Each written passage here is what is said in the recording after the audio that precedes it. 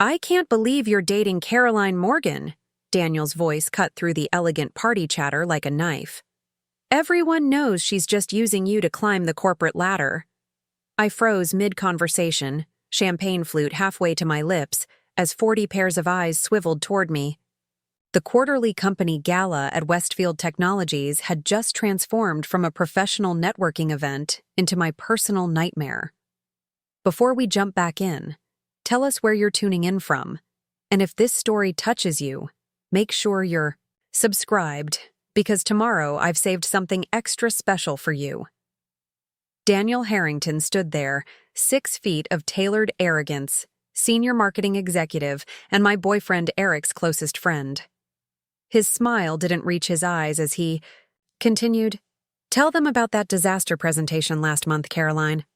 The one where you completely blanked and had to be rescued by the interns." The marble floor beneath my heels seemed to tilt. That presentation had been sabotaged. My slides mysteriously altered minutes before I went on. I'd managed to recover, barely, but the damage to my reputation had been done. And now Daniel was ensuring everyone remembered it. Daniel. Eric laughed uncomfortably beside me, his hand tightening around my waist. "Come on, man. That's enough." But Daniel wasn't finished. "Eric's being groomed for the VP position. Everyone knows that. And suddenly he's dating a junior account manager who can't even handle a client presentation? Quite the coincidence, wouldn't you say?" The silence in our corner of the ballroom was deafening. I could feel the heat rising in my cheeks, the weight of judgmental stares. My carefully constructed professional image was crumbling in real time, and all I could do was stand there, paralyzed. "I think I need some air," I finally managed, setting down my champagne and moving toward the terrace doors, dignity hanging by a thread. Eric called after me, but I kept walking. Behind me, I heard Daniel's voice again, dropping the final bomb. "You know she tried to interview for my team last year? I've never seen someone bomb so spectacularly. Couldn't answer basic marketing questions." Another lie. I'd never interviewed with him, but the damage was done. Outside, the cool September air hit my face. I gripped the stone balustrade, trying to steady my breathing, watching the twinkling city lights through a blur of unshed tears. 3 years of working myself to exhaustion at Westfield, of proving my worth daily in a male-dominated industry, all potentially undone by Daniel's public attack. Preparing and narrating this story took us a lot of time, so if you are enjoying it, subscribe to our channel. It means a lot to us. Now back to the story. The terrace door opened behind me. I expected Eric, but instead, it was Melanie from HR, her expression sympathetic. "He's an ass," she said without preamble, coming to stand beside me. "Everyone knows that." "Do they?" I asked bitterly, because it seemed like they were all quite ready to believe him. Melanie sighed. "Daniel has a lot of influence. He's been with the company for 8 years, brought in some major accounts. People don't cross him." "Why does he hate me so much?" I whispered, more to myself than to her. "I've barely interacted with him before I started dating Eric." Melanie gave me a knowing look. "You really don't know, do you?" I shook my head. He wanted Eric to date his sister-in-law. Had it all planned out, the perfect power couple of Westfield Technologies. Then you came along. That explained some of it, but the viciousness of his attack still seemed disproportionate. "Caroline!" Eric's voice came from behind us. Melanie squeezed my arm and discreetly slipped back inside, leaving us alone. "I'm so sorry," he said, coming to stand beside me. Daniel was completely out of line. He's had too much to drink. "Is that supposed to make it better?" I asked, finally looking at him. "He just humiliated me in front of half the company. He accused me of using you for your position." Eric ran a hand through his dark hair, frustrated. "I know, it's inexcusable. I told him off after you left." "Did you defend me? Did you tell everyone he was lying about the presentation?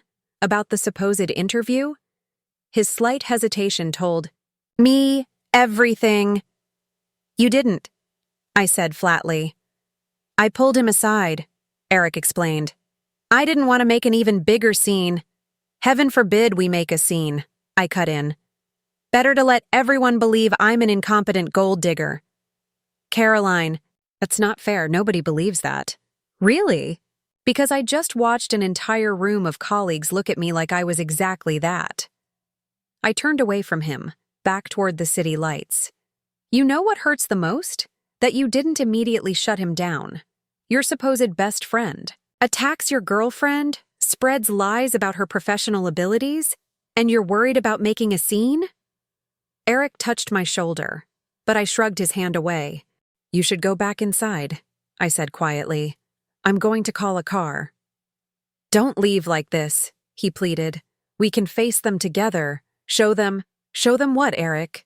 That despite being publicly humiliated, I'm still desperate enough to cling to your side for status? No thanks, he flinched at that. You know that's not how I see our relationship?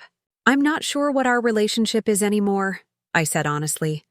But right now, I need to go home, alone. I walked past him, head held high despite the hollow feeling in my chest. As I crossed the ballroom toward the exit, I felt eyes following. Me heard whispers behind hands. Daniel stood by the bar, watching me with that same cold smile. Our eyes met briefly, and in that moment, I saw something beyond dislike. There was a calculated cruelty there that sent a chill down my spine. The car ride home to my apartment in Brookside was a blur of streetlights and swallowed tears. By the time I unlocked my door and kicked off my heels, the humiliation had crystallized into something harder, colder. My phone buzzed with texts from Eric. Please call me. We need to talk. I'm so sorry about tonight. I silenced it, tossing it onto the sofa as I padded to the kitchen for a much-needed glass of wine. Opening my laptop, I did what any self-respecting professional woman would do after being publicly eviscerated.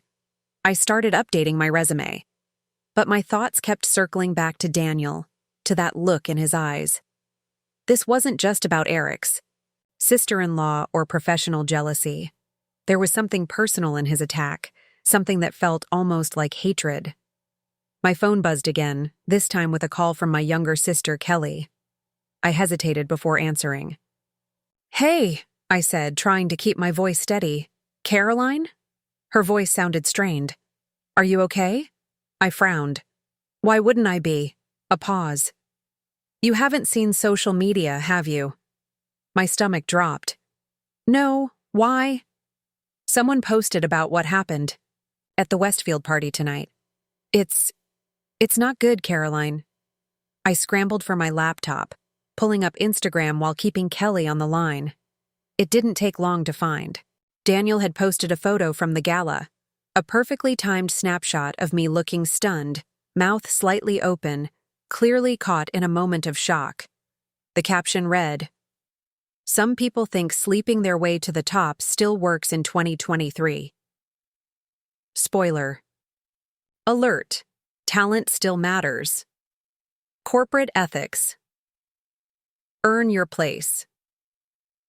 No free passes." The comments were already piling up, some defending me, but many more piling on with vague insinuations and outright accusations. Several of my colleagues had liked the post. Caroline? Are you still there? Kelly's voice seemed to come from far away. I'll call you back, I managed before hanging up. I sat motionless, staring at the screen. This wasn't just a momentary humiliation anymore. This was a deliberate attempt to destroy my professional reputation, to brand me as someone who used relationships for advancement rather than earning my position through merit and hard work. Eric called again. This time I answered. Have you seen it? I asked without greeting. I just did. I've already reported it and messaged Daniel to take it down immediately. And? He's not responding. Caroline, I'm coming over. No, I said firmly. No, I need to process this alone.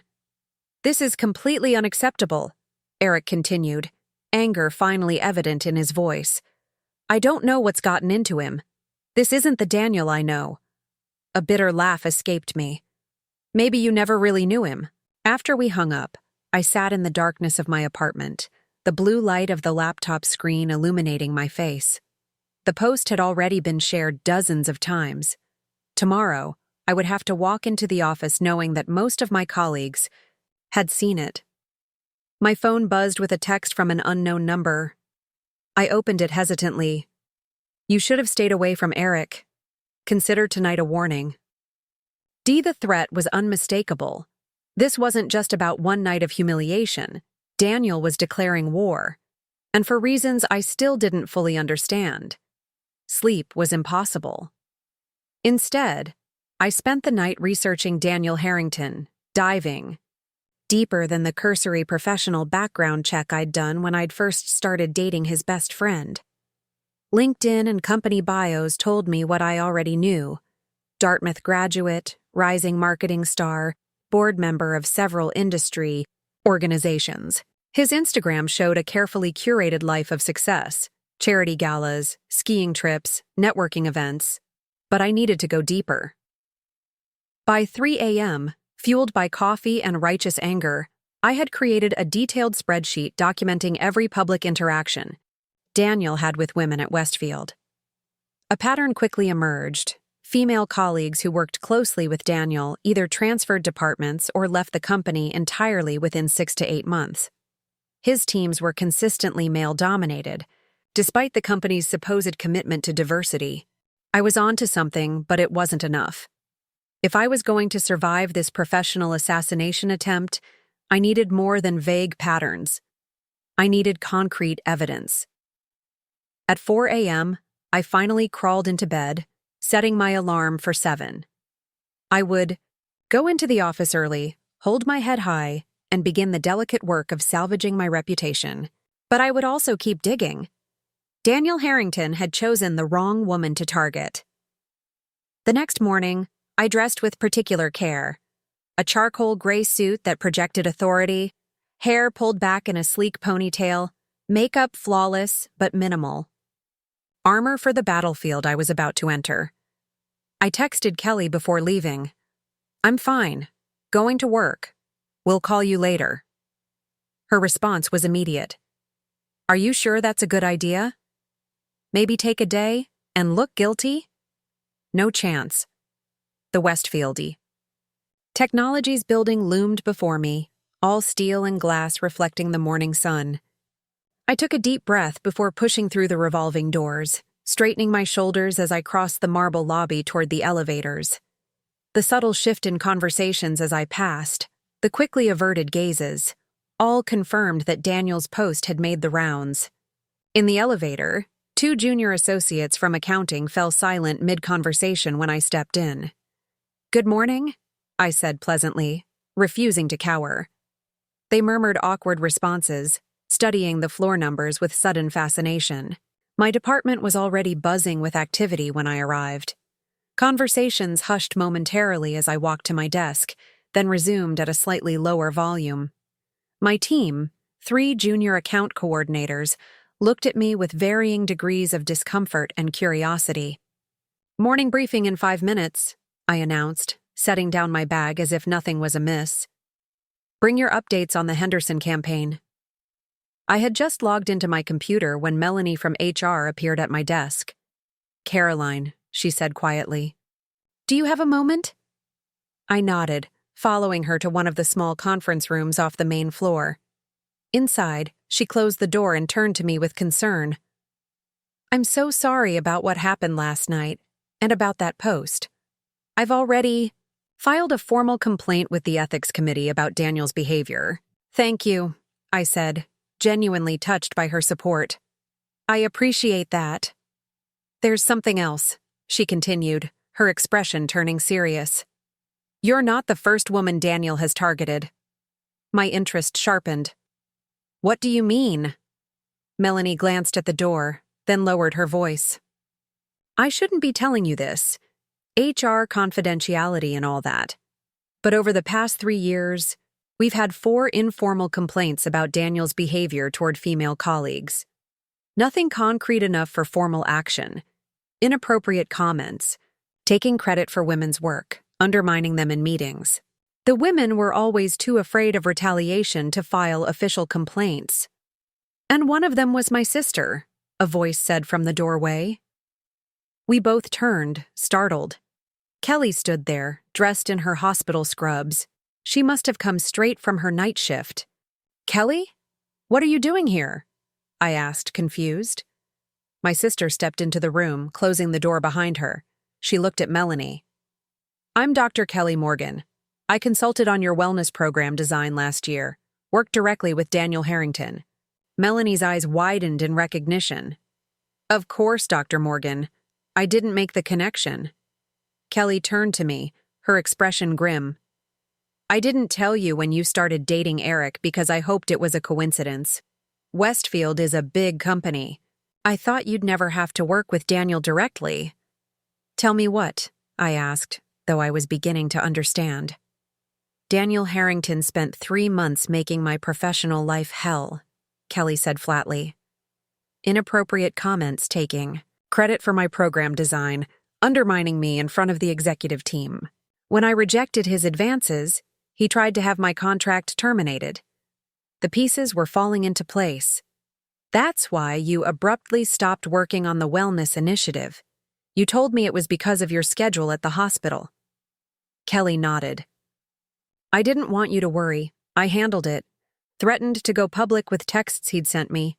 He backed off, and I walked away from the contract. She glanced at Melanie. No offense, but your HR department wasn't particularly helpful. Melanie sighed. The company has a history of protecting high performers like Daniel. It's not right, but it's reality. I leaned against the conference table, processing this new information.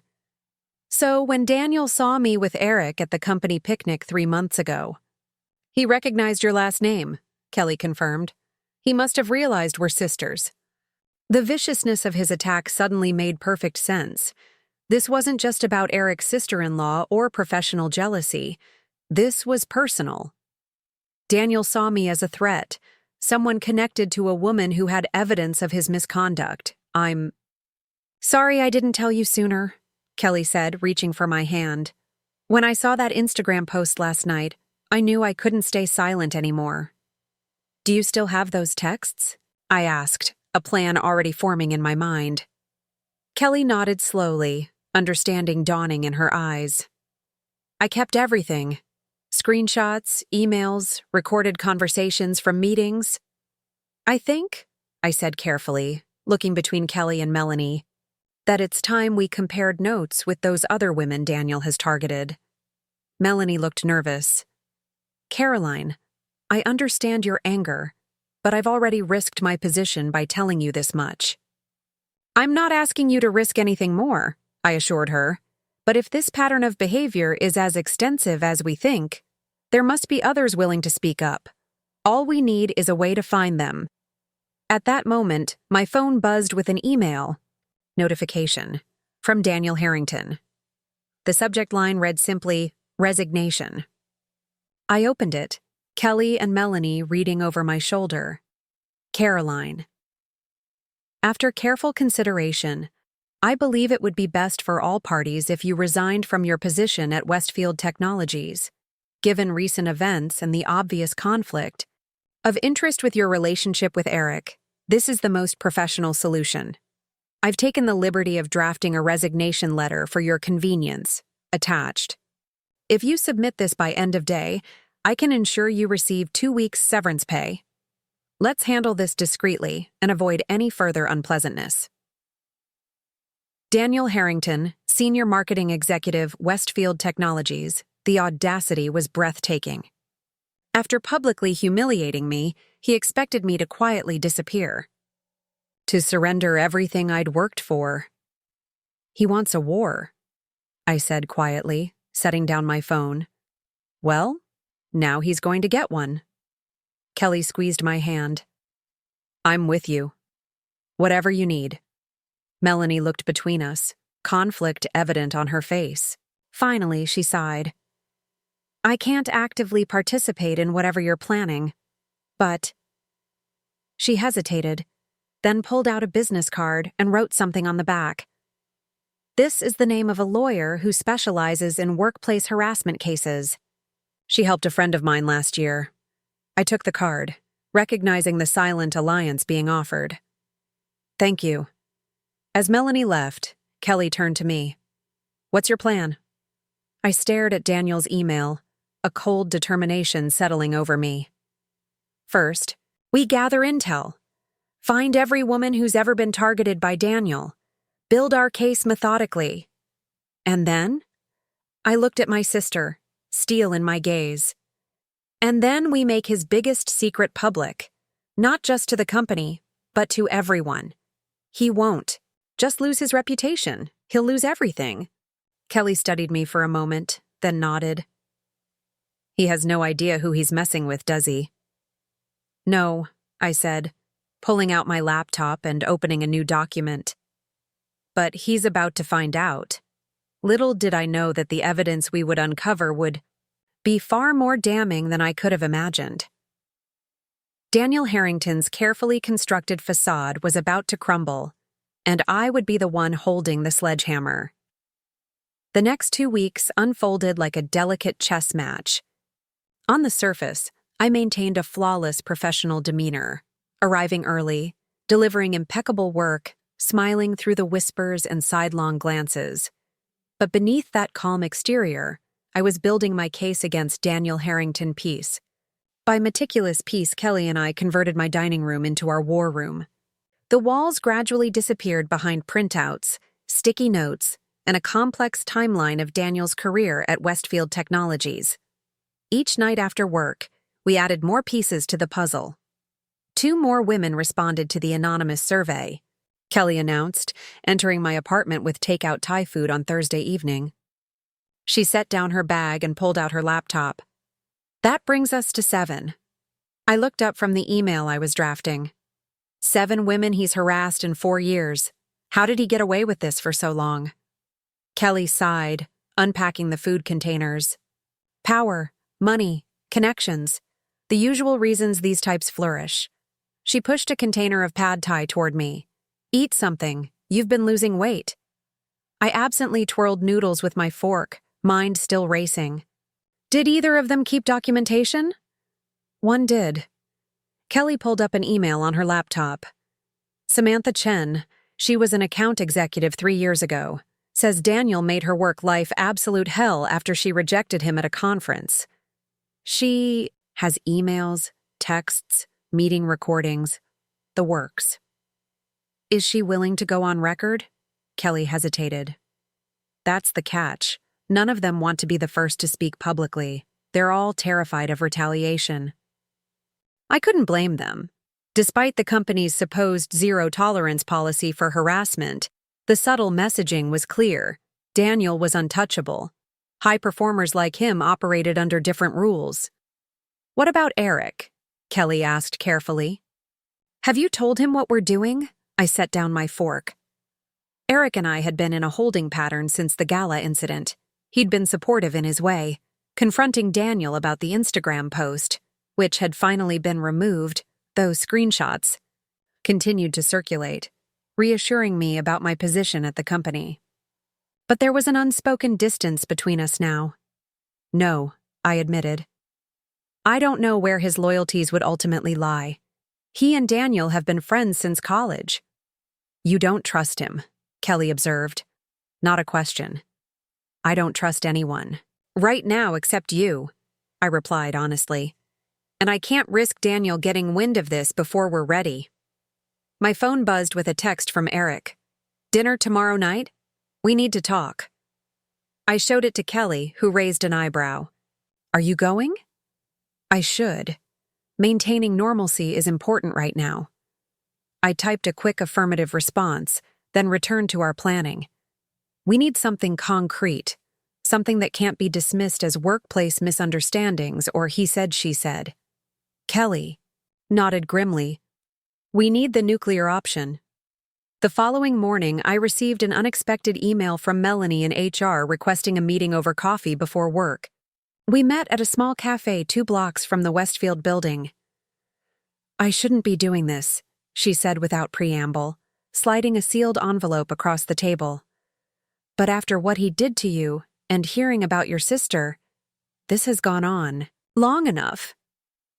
I opened the envelope cautiously. Inside were printouts of HR complaints against Daniel, not just the informal ones she'd mentioned before, but formal complaints that had somehow disappeared from the system. How did you get these? I asked quietly. I've been in HR for 15 years, Melanie replied. I keep backups of sensitive cases. Company policy is to purge records after case resolution, but I've never been comfortable with that, especially when patterns emerge.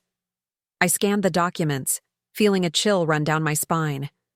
3 formal complaints of sexual harassment, 2 of workplace bullying, all against women, all resolved through settlements with strict NDAs. The company paid them off, I realized.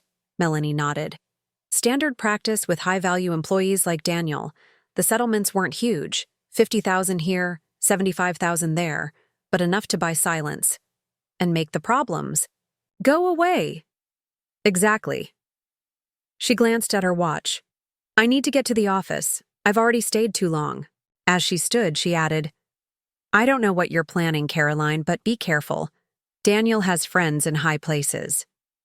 Thank you for this, I said sincerely. I know you're taking a risk. Melanie gave me a tired smile. Maybe I'm just tired of watching good people get hurt. At work, I moved through the day in a careful performance of normalcy, all while the envelope burned in my bag like a live coal. When Daniel passed me in the hallway, he gave me that same cold smile that had chilled me at the gala. I returned it with a pleasant nod, as if his attempt to destroy my reputation was nothing more than a minor inconvenience. That evening, I met Eric at Vela, an upscale restaurant downtown. He'd already ordered a bottle of my favorite wine and looked relieved when I slid into the booth across from him. You look beautiful, he said, reaching for my hand across the table. I let him take it, though I felt strangely detached. Thank you. How was your day? We moved through the rituals of dinner conversation, work updates, industry gossip, safe topics that avoided the elephant in the room. Finally, after our entrees arrived, Eric set down his fork and looked at me directly. I miss you, Caroline. These past 2 weeks, it feels like you're slipping away. I took a sip of wine, considering my words carefully. A lot has happened. I'm still processing it. I know. What Daniel did was inexcusable. I've told him as much. Have you? I asked, genuinely curious. And what did he say? Eric shifted uncomfortably. He's defensive. Claims he was just looking out for me, that he had concerns about our relationship. Concerns, I repeated flatly. Like that I'm using you for your position? That I'm incompetent? Those kinds of concerns? Caroline. Has he apologized? For the public humiliation? For the Instagram post that nearly destroyed my professional reputation? Eric's silence was answer enough. That's what I thought, I said, quietly. Your best friend tried to destroy me, Eric, and instead of cutting him off completely, you're still making excuses for him. It's complicated, Eric protested. Daniel and I go way back. He's been there for me through some really tough times. I can't just throw away 15 years of friendship. Even when that friend is a bully who targets women? The words slipped out before I could stop them. Eric frowned. What are you talking about? I'd said too much. I backtracked quickly. The way he treated me, the public shaming, that's bullying behavior, Eric. He reached for my hand again. I know, and I'm not excusing it. I've been hard on him about it, I promise. He knows he crossed a line. I wanted to believe him. Part of me, the part that had fallen for Eric's charm, his intelligence, his apparent kindness, wanted to lean on him, to share the burden of what I was uncovering. But the evidence in my bag warned against it. I need time, I said finally. What happened? It changed things between us. I need to figure out where we go from here. I understand, Eric said, though disappointment shadowed his features. Just don't give up on us, okay? Whatever Daniel did, it's between him and me. It doesn't have to affect us. But it already had. What Eric couldn't see, or chose not to see, was that his continued loyalty to Daniel spoke volumes about his character, about values that suddenly seemed misaligned with my own. We finished dinner with forced lightness, and Eric walked me to my car. His goodbye kiss felt like a question I wasn't ready to answer. Driving home, I called Kelly. I'm on my way. Did you reach Samantha? Better than that, Kelly replied, excitement in her voice. She's here, and she brought receipts. I found them. In my living room, Kelly and a petite Asian woman with a determined set to her jaw. Samantha Chen stood as I entered, extending her hand with a firm grip. You must be Caroline. Your sister told me what Daniel did to you. To both of you. Thank you for coming, I said, shaking her hand. And for being willing to talk about your experience. Samantha's smile was grim. When Kelly reached out, I was hesitant. I signed an NDA as part of my settlement, but after seeing what Daniel did to you publicly, you can still walk away, I assured her. I understand the legal implications. I'm not walking away, Samantha said firmly. I've spent 3 years feeling like a coward for taking the money and staying silent. Not anymore. She opened her laptop and pulled up a folder labeled simply DH. Inside were dozens of files meticulously organized by date, emails, text messages, voice recordings, and a detailed journal documenting every interaction. I started keeping records after the first inappropriate comment, Samantha explained. My mother experienced workplace harassment in the 90s and didn't have proof. She taught me to document everything. We spent the next few hours going through her evidence. The pattern was identical to Kelly's experience: initial professional respect, followed by increasingly personal comments, then thinly veiled propositions. When rejected, Daniel switched to professional sabotage, taking credit for her work, excluding her from meetings, undermining her with clients. The final straw was when he tried to claim my entire campaign strategy for the Northbridge account as his own, Samantha said, pulling up a series of emails. I'd spent months on that proposal. When I confronted him privately, he said no one would believe me over him. That's when I went to HR. And they offered you a settlement, I concluded. Samantha nodded. $75,000 to go away quietly. I took it. I had student loans, and fighting would have blacklisted me in the industry. She looked down at her hands. I've regretted it ever since. You did what you had to do, Kelly reassured her. We all make compromises to survive. Not anymore, Samantha said firmly. I want to help. Whatever you're planning, count me in. By midnight, we had integrated Samantha's evidence into our growing case file. The pattern was undeniable. Daniel had systematically harassed at least 8 women over 4 years, with the company's tacit protection through settlements and NDAs. It's damning, Kelly said, surveying our war room. But is it enough? I nodded, slowly. It's a start, but we need more. We need to find his weak spot. What about his wife? Samantha suggested. Elaine Harrington. She's on the board of 3 major charities, very image-conscious. I frowned. I've met her at company events. She seems completely oblivious to what her husband is really like. Or she chooses not to see it, Kelly pointed out. Either way, she has a lot to lose if this goes public. I shook my head. I don't want to destroy her in the process. Our target is Daniel, not his family. Noble, Samantha commented, but it limits our options. My phone buzzed with a text from an unknown number. I opened it cautiously. Tomorrow, 10 a.m., Riverside Park by the boathouse. Come alone if you want to save your career. DI showed it to Kelly and Samantha, a cold weight settling in my stomach. It's a trap, Kelly said immediately. You can't go alone. I have to, I replied. This might be our opportunity to get something concrete. At least let us be nearby, Samantha insisted. You shouldn't face him without backup. I agreed reluctantly. Stay out of sight. I'll record everything. That night, sleep eluded me. I lay awake replaying Daniel's public attack, his Instagram post, his threatening email. What did he want now?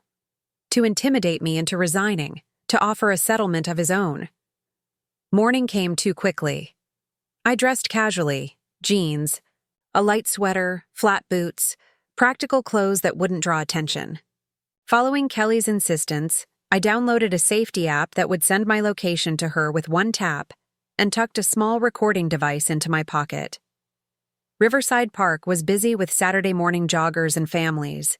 I spotted Daniel immediately, by the boathouse, dressed in expensive casual wear, sunglasses hiding his eyes. As I approached, I activated the recorder.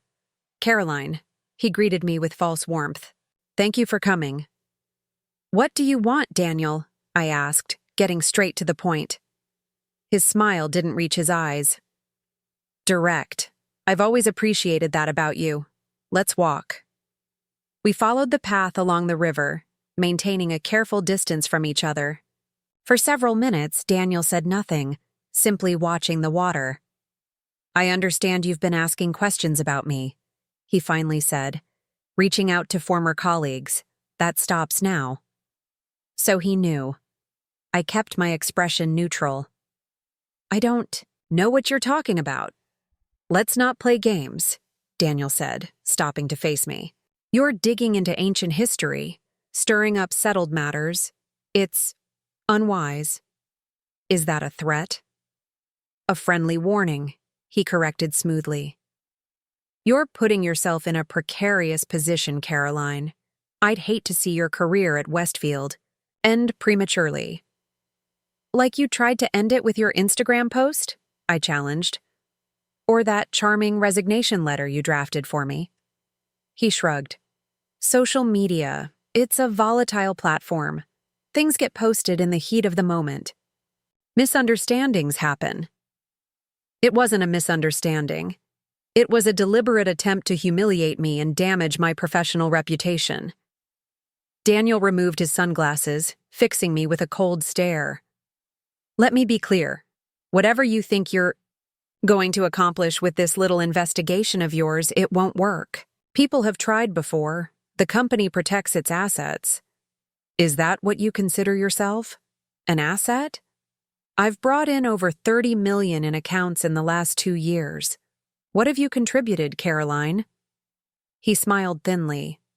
So, yes, I'm an asset. You're replaceable. The cruel assessment stung, but I held my ground. If you're so secure in your position, why are we having this conversation? Why bother warning me off? Something flickered in Daniel's eyes, a momentary uncertainty quickly masked. Consider it professional courtesy, for Eric's sake. Leave Eric out of this, I said sharply. This is between you and me. Is it? Daniel stepped closer, lowering his voice. Did your sister put you up to this? Kelly Morgan, right? I remember her. Quite persistent. The mention of Kelly sent a chill through me. I don't know what you're talking about. I think you do. His smile turned predatory.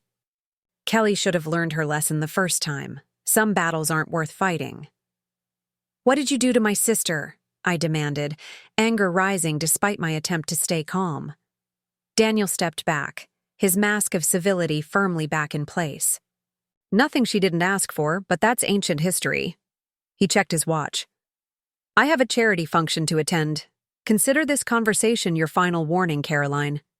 Drop whatever you're doing, or your career at Westfield, and possibly beyond, is over. As he turned to leave, I called after him. You know what your problem is, Daniel? You're so used to bullying women into submission that you've forgotten what it's like to face someone who isn't afraid of you. He paused, looking back with that same cold smile. Everyone's afraid of something, Caroline. I just haven't found your breaking point yet. I watched him walk away, heart pounding, but resolve strengthening. The recorder in my pocket had captured every word, every threat. Kelly and Samantha emerged from behind a nearby tree line as soon as Daniel was out of sight. "We heard everything," Kelly said, her face pale with anger. "The way he mentioned me—" "He's getting nervous," Samantha observed. "Powerful men like Daniel don't make threats unless they feel cornered." I nodded, pulling out the recorder. "Which means we're on the right track. And now we have him on record making threats." "It's still not enough," Kelly sighed. "He was careful. With his wording, nothing explicitly illegal." "Then we need to push him harder," I decided. "Make him sloppy. Force him to make mistakes." "How?" Samantha asked. I stared in the direction Daniel had disappeared, a plan forming in my mind. "By making him think he's already won."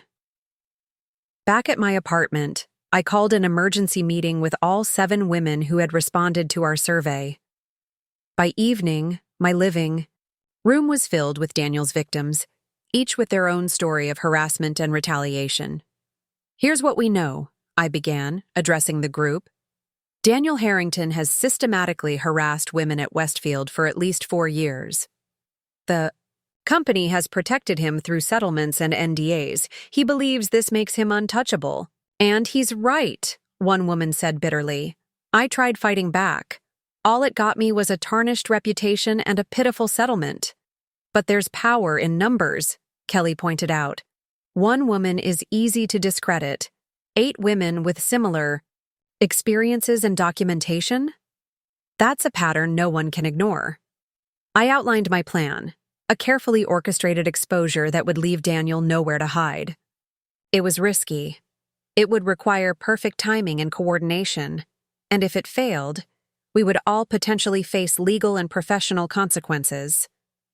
"I won't pressure any of you to participate," I assured them. "Each of you has already suffered. Enough because of Daniel. If you want to walk away, I completely understand." There was silence as each woman considered the implications. Finally, Samantha spoke up. "I'm in. I'm tired of looking over my shoulder, wondering if he's poisoning my professional reputation behind my back." One by one, the others agreed. By the end of the night, we had a unified front and a detailed action plan. "It's going to get ugly before it gets better," I warned them. "Daniel won't go down without a fight." "Let him fight," Kelly said, determination in her voice. "This time, he's not facing a single woman he can intimidate. He's facing an army." As everyone left, I stood in my war room studying the evidence we'd gathered. Daniel's threat echoed in my mind. "Everyone's afraid of something, Caroline. I just haven't found your breaking point yet." He was right about one thing. Everyone had a breaking point. But he'd miscalculated badly when he assumed mine was fear. What he'd done had pushed me past fear into something far more dangerous. Righteous. Fury fueled by absolute clarity of purpose. My phone buzzed with a text from Eric. "Haven't heard from you all day. Everything okay?" I stared at the message, knowing that the next phase of our plan would test not just my resolve, but every relationship in my life. Eric included. "Just busy with work," I replied. "Talk tomorrow." The pieces were in motion now. In precisely 1 week, Daniel Harrington's carefully constructed world would begin to unravel. And I would be there to watch it burn. Monday morning arrived with a sense of electric anticipation. Phase 1 of our plan was about to begin. I dressed with particular care. A power suit in deep burgundy that commanded attention and projected confidence. Today, I wasn't just going to work. I was stepping onto a battlefield. My phone buzzed with texts from the team. "Ready. Samantha, in position. Kelly, all systems go." Lauren, one of the other women Daniel had harassed. I took a deep breath, checking my reflection one last time. "Showtime," I whispered to myself. The Westfield Technologies lobby hummed with Monday morning activity as I strode through, head high, expression serene. In the elevator, I deliberately stood next to Thomas Drake, the company's general counsel. We'd never spoken beyond basic pleasantries, but he was crucial to our plan. "Good morning, Thomas," I greeted him warmly. He looked surprised at the direct address. "Good morning. Caroline, right?" "That's right. Caroline Morgan." I maintained a pleasant smile. "Actually, I was hoping to speak with you this week.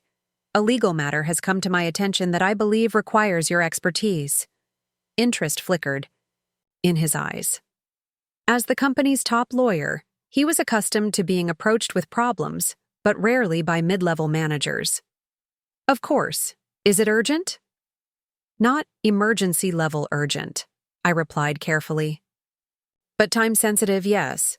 Would you have availability this afternoon?" Thomas pulled out his phone, checking his calendar. "I could do 3:30. "Perfect. I'll come to your office." The elevator doors opened on my floor, and I stepped out with a parting smile. "Have a good morning." Phase 1. Initiated. At my desk, I found an email from Eric asking if we could have lunch. I accepted, knowing it was important to maintain normalcy. Our plan required precision timing, and any deviation could alert Daniel before we were ready. The morning passed in a blur of meetings and client calls. At precisely 11:42, Lauren from accounting executed her part of the plan, sending an email to the entire executive team about a discrepancy in the marketing department's expense reports.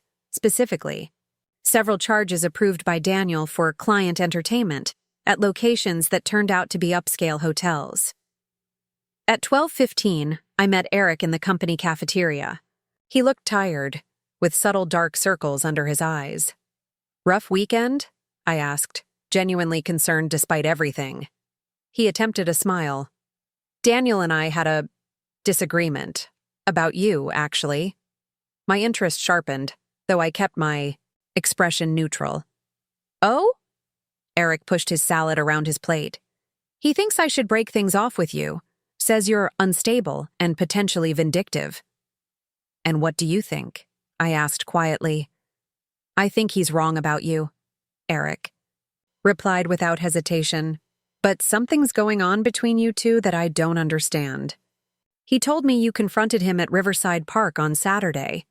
So Daniel had shared our encounter with Eric. Interesting. I wondered what else he'd revealed." "He asked to meet," I clarified. "Said he wanted to clear the air after the gala incident, and—" "Did you? Clear the air?" I met Eric's gaze directly. "No, he threatened me, Eric. Told me to stop asking questions or my career would be over." Eric's expression shifted from confusion to concern. "Asking questions about what?" This was the moment of truth. How much to reveal to Eric, who was still caught between loyalty to his friend and his feelings for me? "About his pattern of behavior toward women at Westfield," I said carefully. "My sister wasn't the first woman he harassed, and I wasn't the first he tried to humiliate publicly." Eric's fork clattered against his plate. "What are you talking about? Your sister? Kelly?" I'd said too much. Or perhaps, exactly enough. Kelly consulted on Westfield's wellness program last year. She worked directly with Daniel. He harassed her for months, and when she rejected him, he tried to get her contract terminated. That's a serious accusation," Eric said, his voice dropping to a whisper. "Do you have proof?" "Yes," I said simply. "And not just about Kelly." Eric looked stricken. "Caroline, if this is true, you need to go through proper channels. HR or the ethics committee, the company has been covering for him for years," I cut in. "Settlements, NDAs, buried complaints. The proper channels are part of the problem." Before Eric could respond, my phone buzzed with a text from Samantha. Lauren's email landed. CFO requesting all marketing expense reports for review. Daniel, in closed-door meeting with finance. Phase 1 was working perfectly. Creating official scrutiny of Daniel's expense accounts was just the first pressure point. "I have to get back to work," I told Eric, gathering my things. Think about what, I said, and maybe ask yourself why you're so quick to believe Daniel's version of events over mine. I left him there, conflicted and confused, exactly as intended. We needed Eric neutralized but not alienated. His position as Daniel's best friend and our insider source was too valuable. At 2:30, Phase 2 began. Samantha released a careful leak to the company gossip mill, a strategically overheard conversation about anonymous posts appearing on Glassdoor and Blind, workplace review platforms, describing a toxic executive at Westfield. By 3, the rumor had spread through 3 departments. I arrived at Thomas Drake's office at 3:30 precisely, a manila folder tucked under my arm. His assistant showed me in immediately. "Caroline," Thomas greeted me, rising from behind his imposing desk. "What can I help you with today?" I took a seat, carefully setting the folder on my lap. "Thank you for making time. What I'm about to share with you is sensitive and potentially explosive for the company." His expression turned serious. "Go on." "I have evidence that a senior executive has engaged in systematic sexual harassment of female employees over several years," I began, "and that the company has been covering it up through settlements and NDAs. Thomas's face remained professionally neutral, though I caught the slight tightening around his eyes. "That's a serious allegation. May I ask how you came into possession of this evidence?" "Some of it was provided to me by concerned parties within the company," I replied carefully. "Some came from affected women who've chosen to break their NDAs. Breaking confidentiality agreements would expose those individuals to significant liability," Thomas pointed out. "Yes," I agreed. "That's why I'm coming to you directly instead of going public. I believe Westfield has an opportunity to address this properly before it becomes a PR catastrophe and multiple lawsuit." I opened the folder and handed him a carefully curated selection of our evidence, enough to establish the pattern, but not enough to reveal all our cards. "The executive in question," Thomas said slowly, scanning the documents, "is Daniel Harrington." It wasn't a question. I nodded. Thomas studied me thoughtfully. "And your interest in this matter is—" "I'm one of his recent targets," I said simply. But unlike the others, I refused to be silenced. "I see." He closed the folder. "What exactly are you hoping to achieve, Ms. Morgan?" "Justice," I replied without hesitation. "For every woman whose career he damaged, for every person who had to leave a job they loved because the company valued him more than their safety and dignity." "And what does justice look like to you?" Thomas asked, his tone carefully neutral. "Daniel's termination, public acknowledgement of the company's failure to protect its employees, compensation for the women who were forced out." I met his gaze, directly, "and structural changes to ensure this never happens again." Thomas leaned back in his chair. "That's quite a demand. The company has protocols." "The company's protocols failed," I interrupted, "repeatedly and systematically. I'm giving Westfield the chance to be on the right side of this before I'm forced to explore other options." "Such as? Going public? Filing with the EEOC? Class action lawsuit?" I shrugged lightly. "I'd prefer not to take those routes. It would be messy for everyone." Thomas studied me for a long moment. "You don't strike me as someone making idle threats, Ms. Morgan." "They're not threats," I clarified. "They're alternatives if the company chooses not to address this appropriately." "I'll need to review these materials thoroughly," Thomas said, tapping the folder, "and consult with the executive committee." "Of course," I stood to leave. "I'll expect to hear your response by the end of the week." As I turned to go, Thomas called after me. "Ms. Morgan, do you have copies of everything you've provided me?" I smiled faintly. "I have copies of everything and more. Consider this a preview." When I returned to my desk, I found 3 text messages. Waiting. Meeting successful. Kelly Daniel called emergency team meeting. Looks rattled. Lauren CFO flagged 5 hotel expenses with no corresponding client meetings. Samantha. The pressure points were working. Phase 2 was complete. That evening, our team reconvened at my apartment to prepare for Phase 3, the most delicate and dangerous part of our plan. The board has called an emergency meeting for tomorrow morning, Samantha reported, reading from her phone. My source says Daniel's expense reports are the official topic, but there's more going on behind the scenes. Thomas Drake has been in his office all evening, added Kelly, who had a friend in the legal department. Apparently, he's pulled the settlement files for review. I nodded, satisfied with our progress. Tomorrow we accelerate. Lauren, are you ready? Lauren, a tall woman with a quiet demeanor who had been in Daniel's department 2 years ago, nodded firmly. My statement is prepared. I've practiced until I can deliver it without breaking.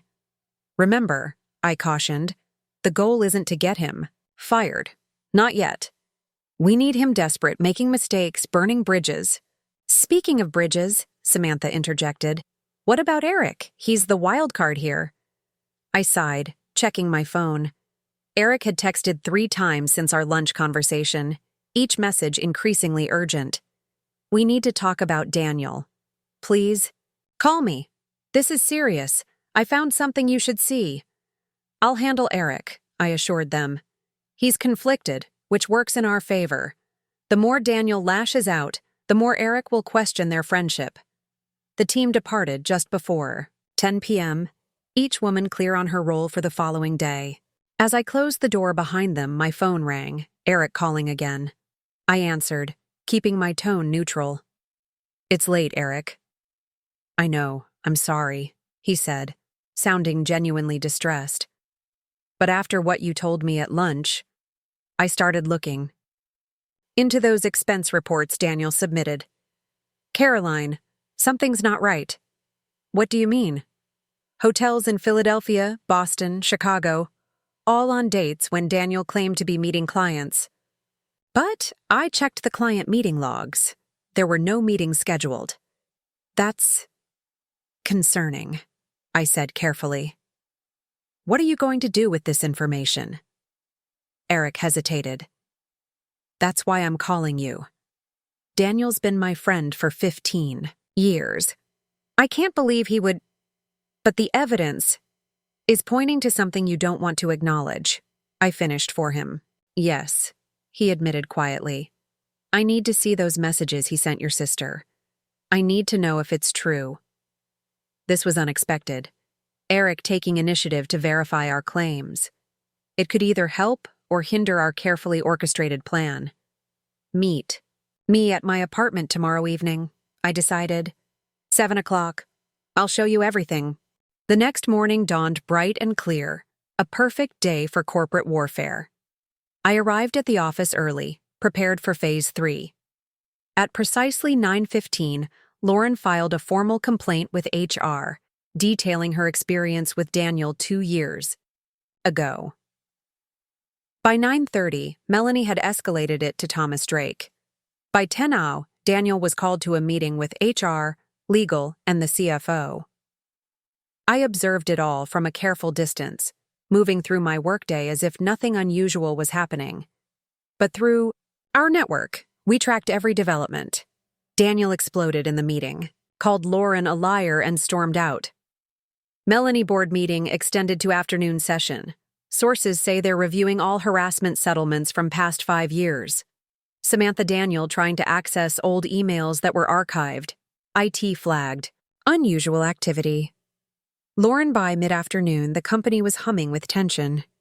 Executives huddled in conference rooms, speaking in hushed tones. HR representatives moved between floors with grim expressions. And Daniel, when I glimpsed him in the hallway, looked harried and hostile, his usual polished confidence cracking under pressure. At 3:42, he cornered me in the copy room, eyes blazing with barely controlled fury. You think you're clever, he hissed, standing too close. This little witch hunt you've orchestrated. I maintained a neutral expression. I don't know what you're talking about, Daniel. Don't play innocent, he snapped. Lauren Sullivan? The expense reports?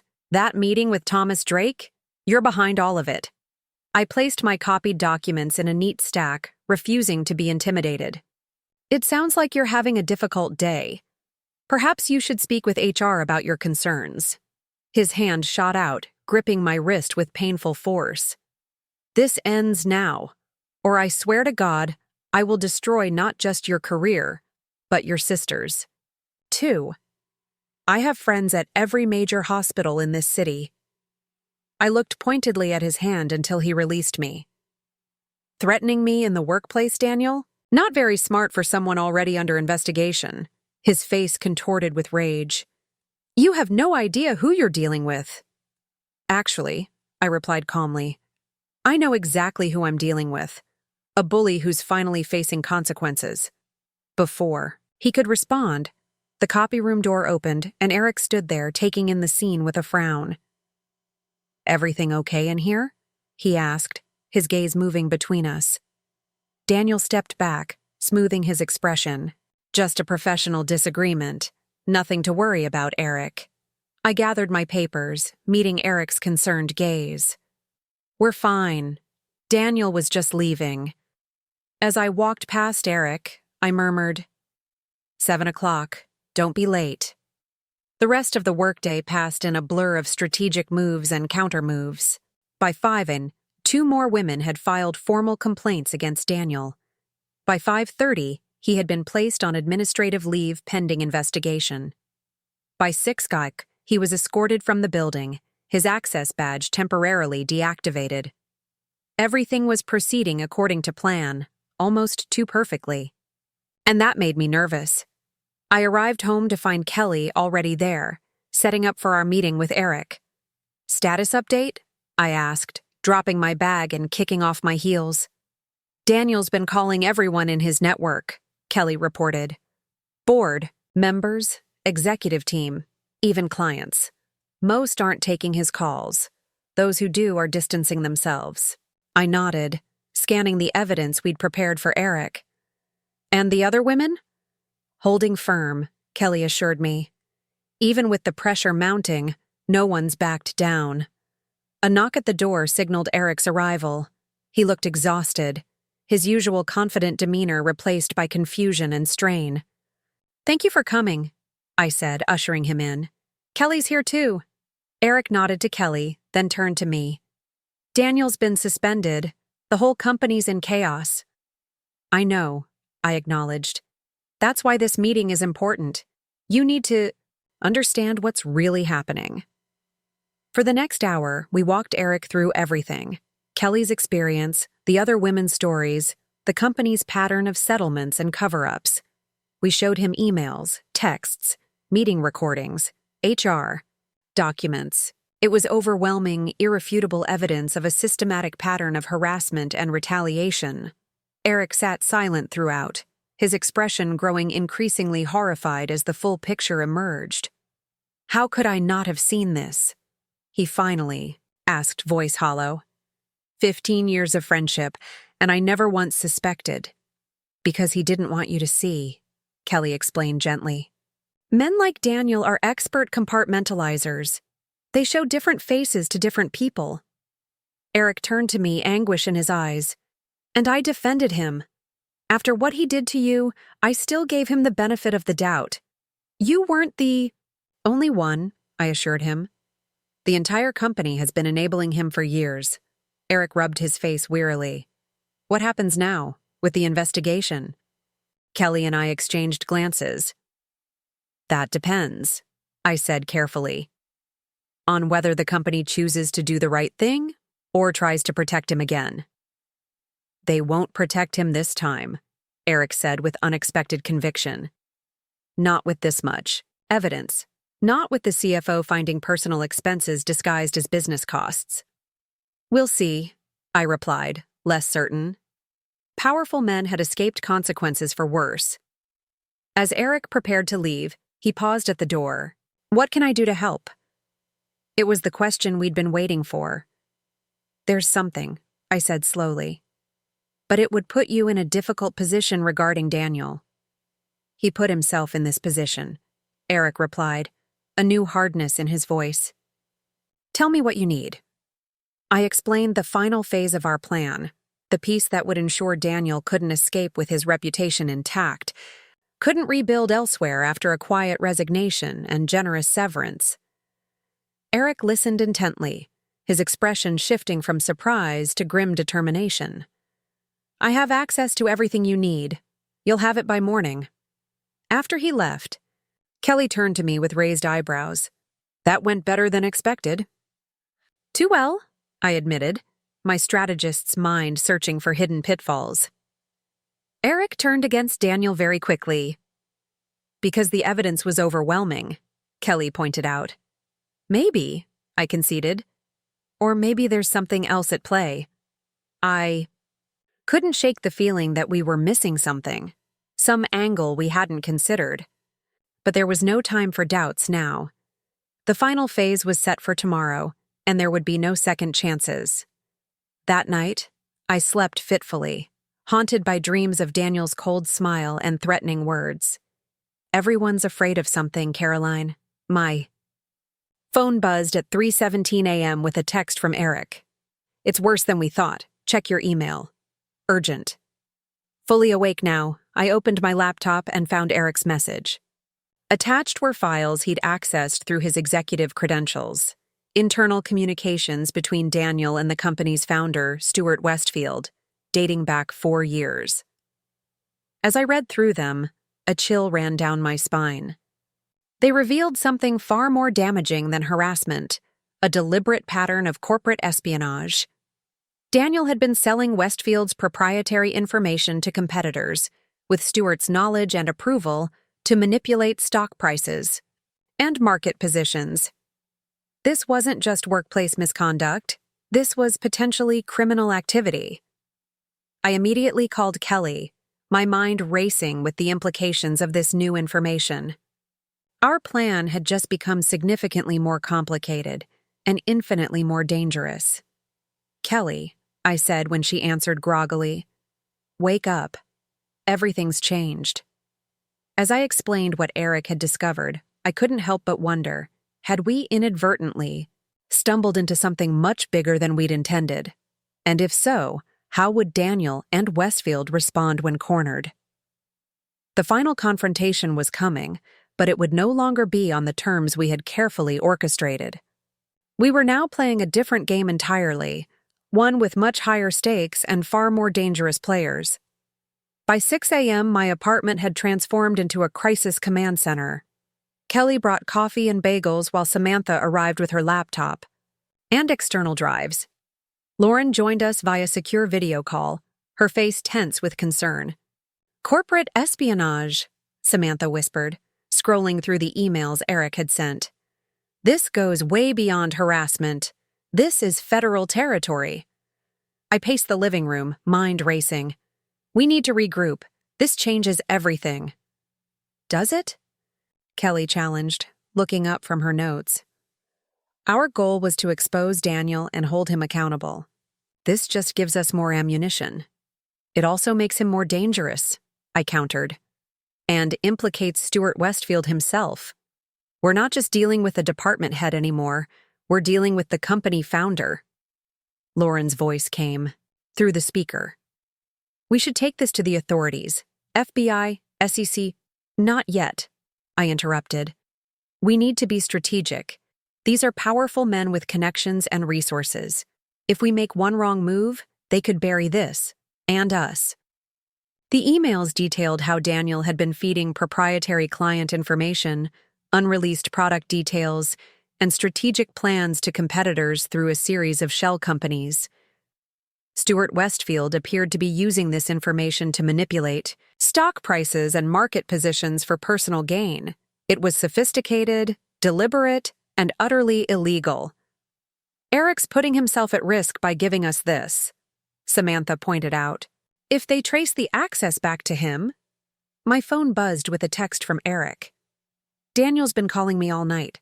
Wants to meet for breakfast. Says he can explain everything. What should I do? I showed the others, and we deliberated briefly before I responded. Meet him. Act concerned but open to his side. Don't mention the emails. We need to know what he's planning. Eric replied immediately. 7:30 at Bellamy's. We'll update after. In the meantime, I said, turning back to our team, we need a contingency plan. If Daniel and Stuart realize what we have, they'll do anything to keep it quiet. Including making us disappear? Lauren asked nervously. Professionally, almost certainly, I confirmed. Physically, let's not take chances. Forward copies of everything to secure locations, set dead man's switches. We spent the next hour implementing digital safeguards, scheduling emails to trusted journalists that would send automatically if we didn't deactivate them, uploading encrypted files to cloud storage accessible by multiple people, documenting chain of custody for every piece of evidence. At 8:15, Eric called. I put him on speaker. He's panicking, Eric reported, voice low. Says he's being set up, that the harassment complaints are a coordinated attack orchestrated by competitors. Did he mention the emails? The corporate espionage? I asked. No. He's focused entirely on the harassment investigation. But here's the interesting part. He wanted to know exactly what evidence the company has. Kept asking if they'd accessed his personal email or private server. Samantha and I exchanged significant looks. He's worried about evidence beyond the harassment claims, she observed. There's more, Eric continued. Stuart Westfield is flying back from Tokyo today. Emergency return. Board meeting scheduled for tomorrow morning. They're circling the wagons, Kelly murmured. Eric, be careful, I warned. Daniel's desperate. Don't let him know what you've discovered. Too late for that, Eric replied grimly. He already suspects. Me. Said something about checking system logs for unauthorized access to his files. My stomach dropped. Get to my apartment. Now. Don't go back to your place or the office. The gravity of our situation was sinking in. We'd stumbled onto something far more dangerous than workplace harassment, and powerful people would go to extraordinary lengths to keep it hidden. Eric arrived 20 minutes later, looking over his shoulder as he entered. I think I was followed, he admitted. Black SUV, 2 men, very corporate, very serious. Company security? Kelly suggested. Or private contractors, Samantha added ominously. I closed the blinds and turned to Eric. Tell us exactly what Daniel said at breakfast. Eric recounted their conversation, Daniel alternating between desperate explanations, thinly veiled threats, and appeals to their long friendship. He's unraveling, Eric concluded. I've never seen him like this. Scared but dangerous, like a cornered animal. And Stuart Westfield? I prompted. Daniel said Stuart would handle everything once he arrived, that the board wouldn't dare move against either of them once they understood the full picture. Blackmail, Samantha interpreted. They must have dirt on board members. Or financial leverage, I suggested. The emails mention stock options and special bonuses for discretion and loyalty. My phone rang. Melanie from HR. I answered cautiously. Caroline, she whispered, ambient noise suggesting she was calling from a bathroom stall. Something's happening. Security teams are reviewing badge access logs and system permissions. They're focusing on executive files, especially Daniel's directories. They're looking for whoever accessed the espionage emails, Kelly murmured, concern etching her features. Melanie, listen carefully, I said. You need to distance yourself from us right now. Delete any communication records. If anyone asks, you haven't spoken to me since our coffee meeting. What's going on? She asked, fear evident in her voice. The less you know, the safer you are, I replied. Just stay away from Daniel and Stuart Westfield. After hanging up, I turned to our assembled team. We need to accelerate our timeline. Once Stuart lands, things will move quickly. The original plan was to go public tomorrow, Lauren reminded us from the video call. Create a coordinated release across social media, news outlets, and industry forums. We don't have until tomorrow, I decided. We need to move now before they can contain this. How? Samantha asked. Most of our media contacts need time to verify and prepare stories, I thought quickly, weighing our options. We split the information. Harassment claims go to media outlets immediately. They're easier to report quickly. The corporate espionage. Evidence goes to the SEC and FBI, with copies to select financial journalists. And Daniel's biggest secret? Kelly asked. The one that will personally destroy him? I smiled grimly. That goes everywhere. Maximum exposure. We sprang into action, our apartment war room transforming into a makeshift newsroom. Samantha coordinated with the other harassment victims, ensuring their stories were ready for release. Kelly prepared the evidence packets for regulatory authorities. Eric used his executive credentials to gather final pieces of corroborating evidence before the company cut off his access. And I prepared the nuclear option. The evidence that would destroy Daniel personally and professionally beyond any hope of recovery. During our investigation, we discovered something even more damning than the harassment or corporate espionage. Daniel had created an elaborate scheme to steal not just company information, but client funds as well.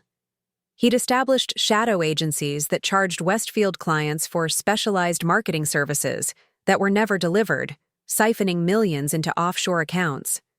And he'd implicated his own brother-in-law, Elaine's brother, as the figurehead, making him legally vulnerable while Daniel maintained plausible deniability.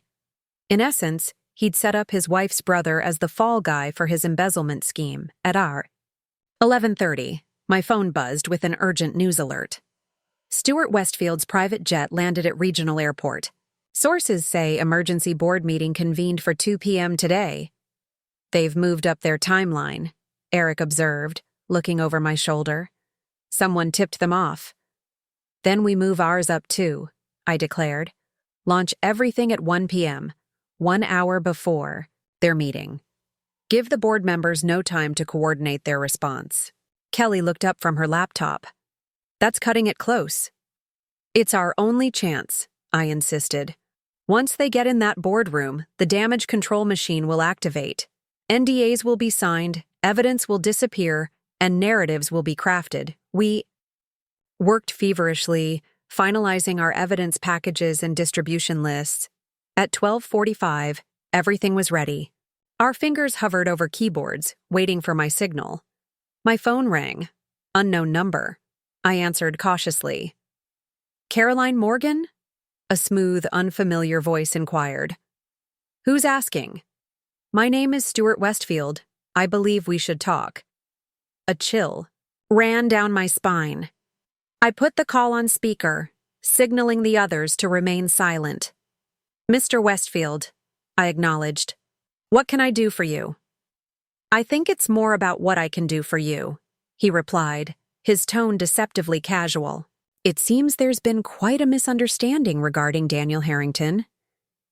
Is that what you call systematic harassment and corporate espionage? A misunderstanding? A brief pause. When he spoke again, his voice had hardened.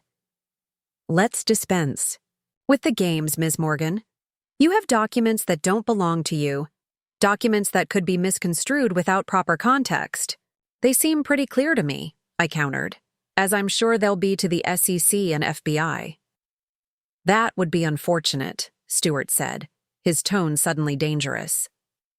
For everyone involved, including your sister Kelly and Mr. Baker.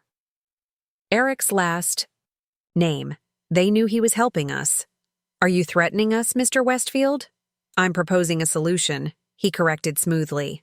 $1 million, each, transferred to accounts of your choosing, in exchange for your silence and all copies of the documents. The others stared at me, wide-eyed. $3 million to walk away. And the women Daniel harassed? I asked. What about their justice? Generous settlements, Stuart promised.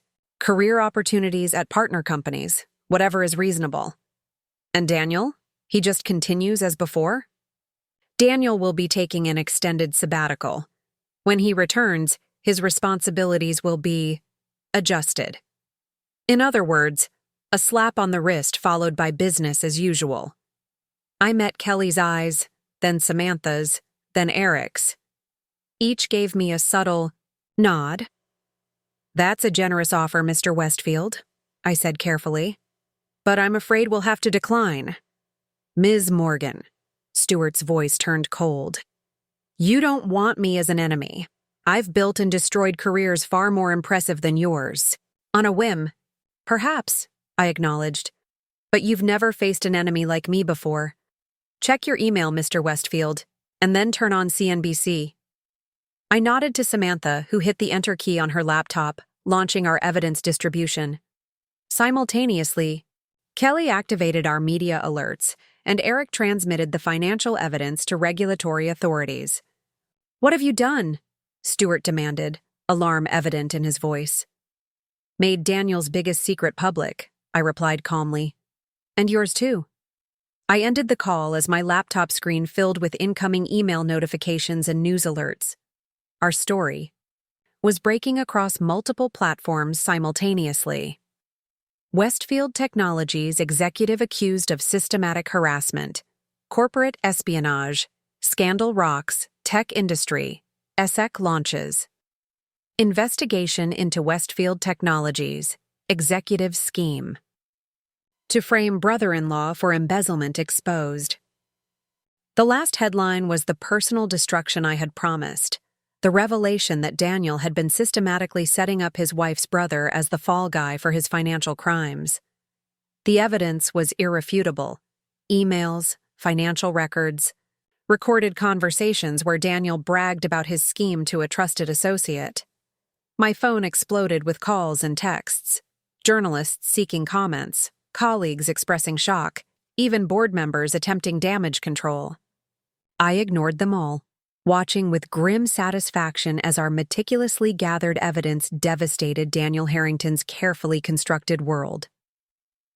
Within 20 minutes, Westfield Technologies stock had dropped 12% and was still falling. News helicopters circled the company headquarters, capturing footage of executives rushing into the building for the emergency board meeting. Social media platforms were flooded with the hashtag #CharnWestfieldScandal. "Daniel's wife just issued a statement," Samantha reported, reading from her phone. "She's shocked and horrified by the allegations against her husband, especially those involving her brother. She's filed for immediate separation and is cooperating fully with authorities." "The board meeting has been delayed," Eric added, scrolling through messages from his executive contacts. "Half the board members are consulting with personal attorneys before entering the building." "And Daniel?" I asked, the question that had been burning in my mind. Kelly looked up from her laptop. "No public statement yet. But according to security logs, his badge was just used to access the executive garage. He's in the building." I thought about Daniel, cornered, desperate, his carefully constructed life crumbling around him. He would be looking for someone to blame, and I was at the top of that list. "We should go somewhere safe," Eric suggested, clearly thinking along the same lines. "Until the initial chaos settles." I shook my head. "No, I'm done hiding from him. This was never just about exposing his secrets. It was about standing my ground when he tried to destroy me." "Caroline," Kelly began, concern evident in her voice. "I'll be careful," I assured her. "But I need to see this through, in person." After some discussion, we compromised. I would go to Westfield Technologies, but not alone. Eric would accompany. Me and Kelly and Samantha would monitor from nearby, ready to intervene if necessary. As we drove to the company headquarters, news alerts continued to flood our phones. The story had gone national, with major networks picking up the corporate espionage angle. Financial analysts were predicting devastating consequences for Westfield Technologies. And multiple women had come forward publicly with their own stories of harassment by Daniel, creating a wave that couldn't be contained by NDAs or legal threats. The Westfield building was in chaos when we arrived.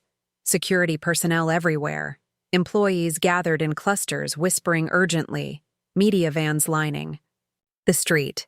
Eric and I used his executive access to enter through a side entrance, avoiding the main lobby circus. The board meeting has moved to the Crisis Management Center on the third floor, Eric reported, checking his phone. Daniel was seen heading there 15 minutes ago. Then that's where we're going, I decided. The third floor was eerily quiet compared to the lobby, with security posted at key intersections. They eyed us suspiciously but didn't stop us. Eric's executive badge still carried weight, at least for now.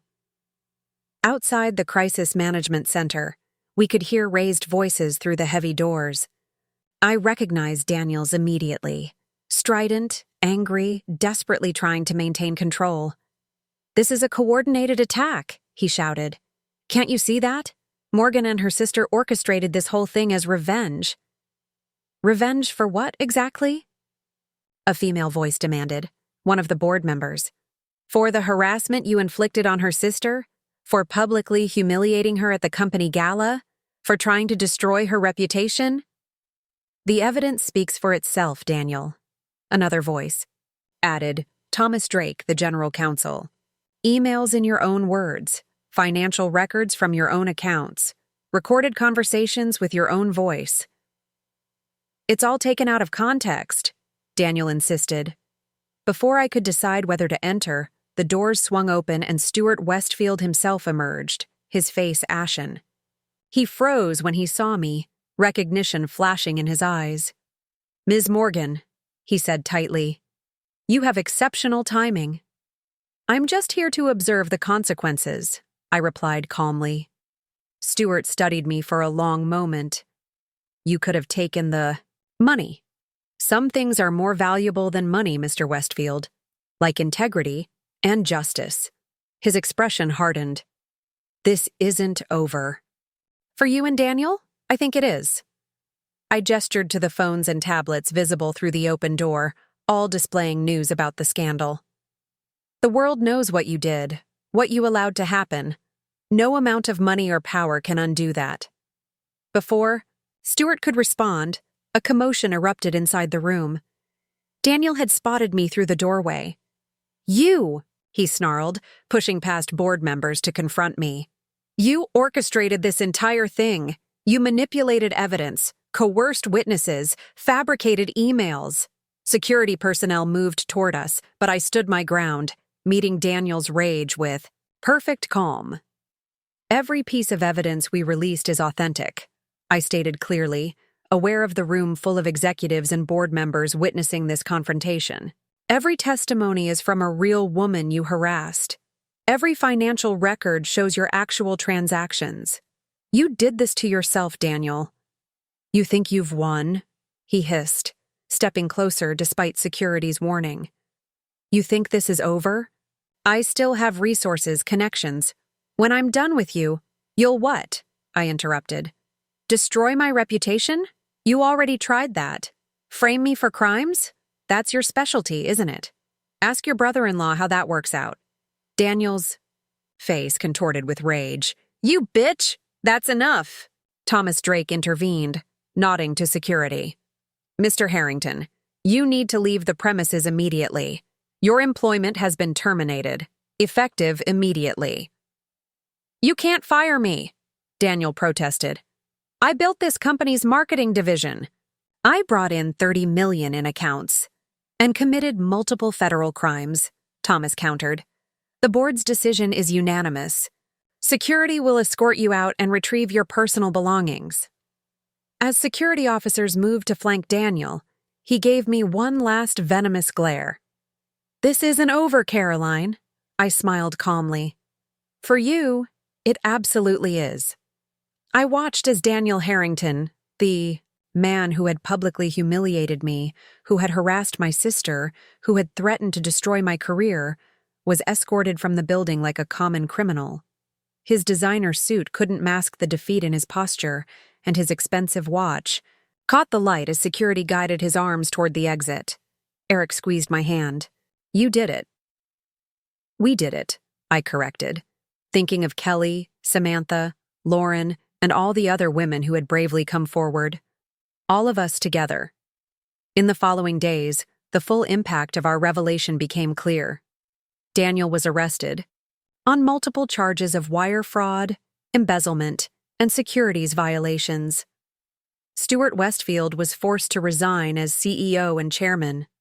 The company's stock plummeted, triggering shareholder lawsuits and regulatory investigations. But most importantly, the culture of silence that had protected predators like Daniel began to crack. Women throughout the industry came forward with their own stories, creating a long-overdue reckoning. 1 week after the scandal broke, our original team gathered in my apartment. Not a war room anymore, but a place of celebration. "To Caroline," Samantha toasted, raising her glass, "who turned public humiliation into public justice."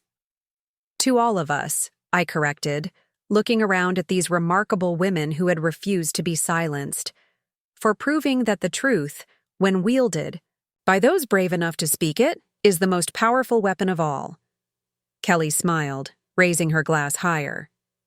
"And to Daniel Harrington's biggest secret, which isn't secret anymore."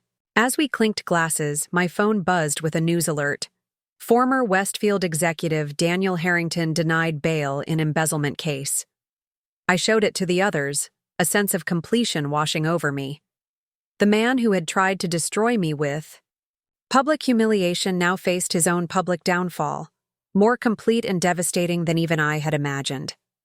Sometimes justice doesn't just come full circle. Sometimes it strikes with the perfect precision of a surgeon's scalpel, excising exactly what needs to be removed to allow healing to begin. And as I looked around at the women who had fought this battle alongside me, I knew that the healing had already begun. 3 months after Daniel Harrington's dramatic downfall, I stood at the podium in a packed conference room at the Hyatt Regency, surveying the sea of attentive faces. The Women in Technology Leadership Summit had invited me to deliver the keynote address, an opportunity that would have been unimaginable before the Westfield scandal broke. "When I was publicly humiliated by a powerful executive," I began, my voice steady, "I had a choice to make. I could retreat into shame and silence, the reaction he expected and counted on, or I could fight back. I chose to fight." The room was silent, hundreds of women leaning forward slightly, many nodding in recognition of a struggle they understood too well. "But this isn't a story about revenge," I continued. "It's about accountability. It's about refusing to allow powerful men to define our worth, our reputation, or our future. It's about standing together when one of us is targeted." From the front row, Kelly gave me an encouraging smile. Beside her sat Samantha, Lauren, and the other women who had come forward against Daniel.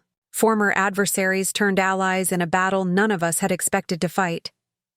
As I concluded my speech to thunderous applause, I reflected on the whirlwind 3 months since we had exposed Daniel's crimes.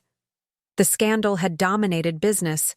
News for weeks, with new revelations emerging almost daily as investigations deepened. Daniel was now facing 27 federal charges, from wire fraud to securities violations.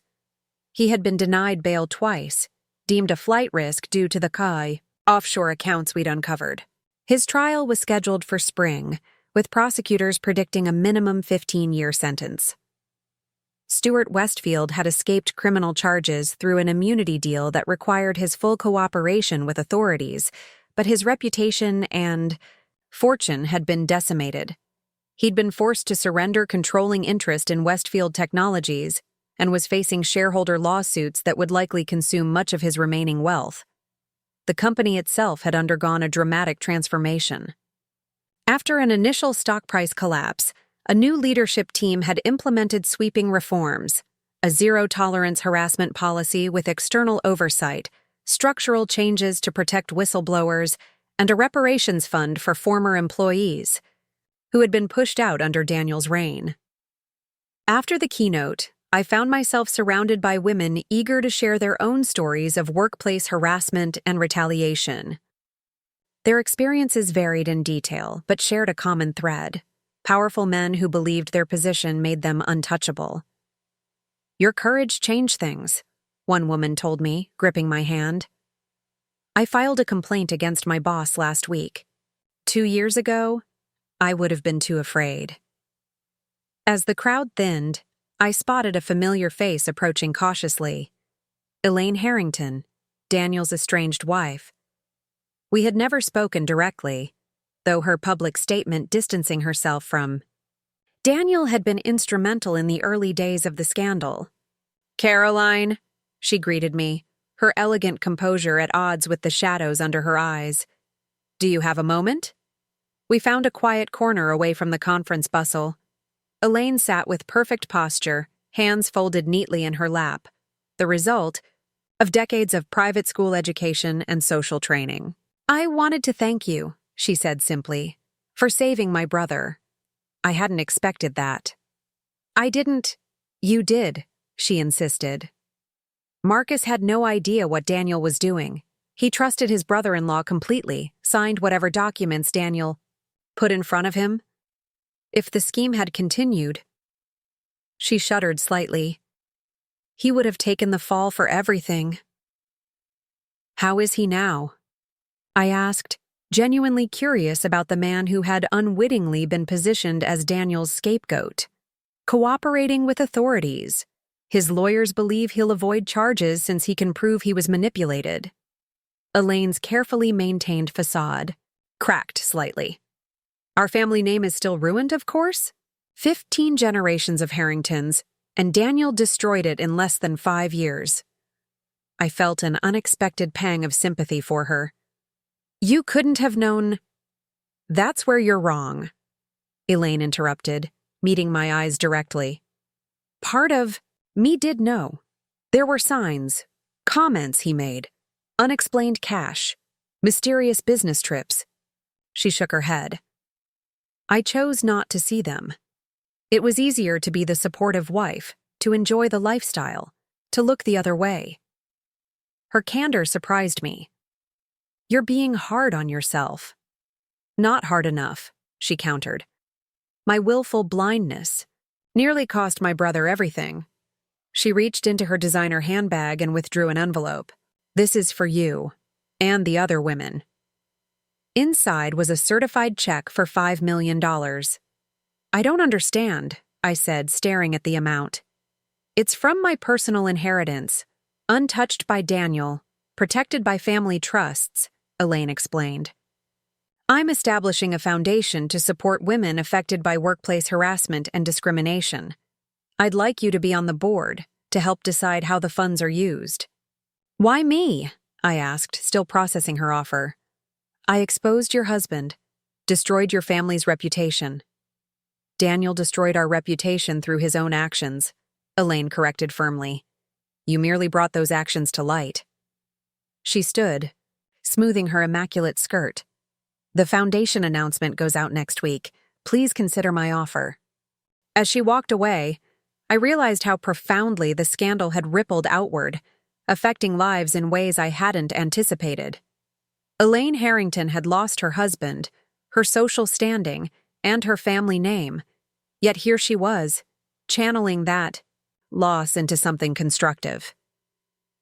That evening, our core team gathered at an upscale restaurant to celebrate the successful conference and discuss Elaine's unexpected proposal. $5 million, Kelly marveled, sipping her wine. "That could help a lot of women." "If it's legitimate," Samantha cautioned, "we should have the funds and the foundation structure thoroughly vetted." "Already on it," I assured her. "Thomas, Drake has agreed to review everything pro bono." Thomas had emerged as an unlikely ally in the aftermath of the scandal. After providing crucial testimony that helped secure the criminal charges against Daniel, he had resigned from Westfield Technologies and started his own practice focused on corporate ethics and whistleblower protection. "Speaking of unexpected developments," Lauren interjected, "has anyone heard from Eric lately?" The mention of Eric brought a complicated mix of emotions. In the chaos following Daniel's arrest, our budding relationship had been one of many casualties. Eric had been placed on administrative leave during the initial investigation due to his connection to Daniel, though he was quickly cleared of any wrongdoing. By the time he was reinstated, the dynamics between us had shifted irrevocably. "He's heading up the ethics compliance team at Westfield now," I replied. We had coffee last week. It was cordial. Just cordial. Kelly probed gently. I shrugged. Some relationships don't survive hurricanes. We were caught in the eye of a particularly devastating one. The truth was more nuanced. Eric had been essential to exposing Daniel's crimes, but our foundation had been built on quicksand, a relationship formed while I was being secretly targeted by his best friend. Too much had happened too quickly, leaving little space for us to discover who we might be together in normal circumstances. "What about you?" Samantha asked. "Westfield's new CEO has reached out twice about bringing you back in a senior position." After the scandal broke, I had taken a paid leave of absence that had gradually evolved into a more permanent departure. The new leadership had been eager to demonstrate their commitment to change by promoting me, but I had resisted making any decisions. While the legal proceedings were ongoing, "I'm considering it," I admitted, "but I'm not sure returning to Westfield is the right move. There's too much history there now." "The Elaine Harrington Foundation for Women in Business does need an executive director," Kelly suggested with a sly smile. "Is that what she's calling it?" Lauren asked. "According to the incorporation papers filed yesterday," Kelly confirmed. "And yes, I've been doing my homework." The idea wasn't without appeal. Leading a foundation dedicated to supporting women who had experienced workplace harassment would be meaningful work, a way to transform my painful experience into ongoing positive change. "I'll think about it," I promised, as our server arrived with dessert. As we enjoyed our creme brulee and tiramisu, my phone buzzed with a news alert. "Daniel Harrington offers plea deal in exchange for testimony against major tech companies." I showed the others, and Samantha immediately pulled up the full article on her tablet. "He's offering information about similar corporate espionage schemes at 3 other technology firms," she read aloud. "Claims the practice is industry-wide, and that he was following established protocols." "Throwing everyone under the bus to save himself," Kelly observed. "Classic Daniel." "Will it work?" Lauren wondered. I skimmed the rest of the article. Prosecutors seem skeptical. They already have enough evidence for multiple convictions without his cooperation. "Still," Samantha mused, "if what he's claiming is true, this could trigger investigations across the entire tech sector." The implications were staggering. What had begun as a personal stand against harassment might ultimately expose systemic corruption throughout the industry. The following morning, I received an unexpected visitor at my apartment. FBI Special Agent Diana Reynolds, the lead investigator on Daniel's case. "Ms. Morgan," she greeted me, flashing her credentials. "Sorry for the unannounced visit. Do you have a moment?" I invited her in, curious about the purpose of her visit. Agent Reynolds had interviewed me multiple times during the investigation, but always at the federal building downtown, never at my home. "I wanted to give you a courtesy heads up," she explained, declining my offer of coffee. "Daniel Harrington's plea negotiations have hit a snag. His attorney is now claiming that you manipulated and falsified evidence." "That's absurd," I replied, though not particularly surprised. "Every document we provided has been authenticated by multiple experts." "We know that," Agent Reynolds assured me. "But his defense team is getting desperate. They're planning to paint you as a vindictive ex-girlfriend who orchestrated an elaborate frame-up." "I was never his girlfriend," I pointed out, disgusted by the insinuation. "Facts don't matter much to desperate men," Agent Reynolds said with a grimace. "They're preparing to go public with these claims tomorrow. I thought you should be prepared." Appreciated her warning, but felt a familiar weariness settling over me. Would this battle ever truly end? "What do you recommend?" I asked.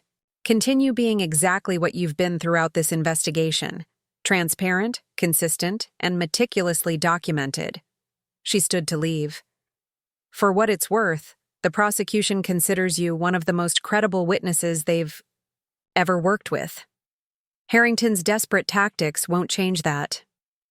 After Agent Reynolds departed, I called an emergency meeting with Kelly, Samantha, and our newly retained media consultant, Vivian Park. We gathered at Kelly's apartment to strategize our response to Daniel's latest attack. This is textbook Darvo, Vivian explained, referencing the well-known pattern abusers use: deny, attack, reverse victim, and offender. He's trying to reposition himself as the victim and you as the aggressor. The evidence speaks for itself, Kelly insisted.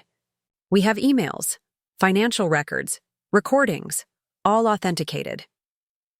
Evidence matters in court, Vivian acknowledged, but public perception can be swayed by emotional appeals and conspiracy theories. We need to be proactive rather than reactive. Samantha, who had been quietly working on her laptop, looked up suddenly. I think Daniel might have bigger problems than his plea deal. She turned her screen to show us a breaking news alert. Exclusive. Former Westfield Technologies employee reveals Harrington's prison communications. Someone inside the detention center had leaked emails Daniel had sent to former colleagues, attempting to coordinate their testimonies and encourage them to destroy evidence. Not only were the communications themselves damning, but they demonstrated that Daniel was continuing his pattern of manipulation and obstruction even while incarcerated. This changes everything, Vivian observed, already typing notes on her tablet. Instead of responding to his accusations, we pivot to this new evidence of ongoing misconduct. Who leaked the emails? I wondered. 3 guesses, Kelly said with a slight smile. And the first 2 don't count.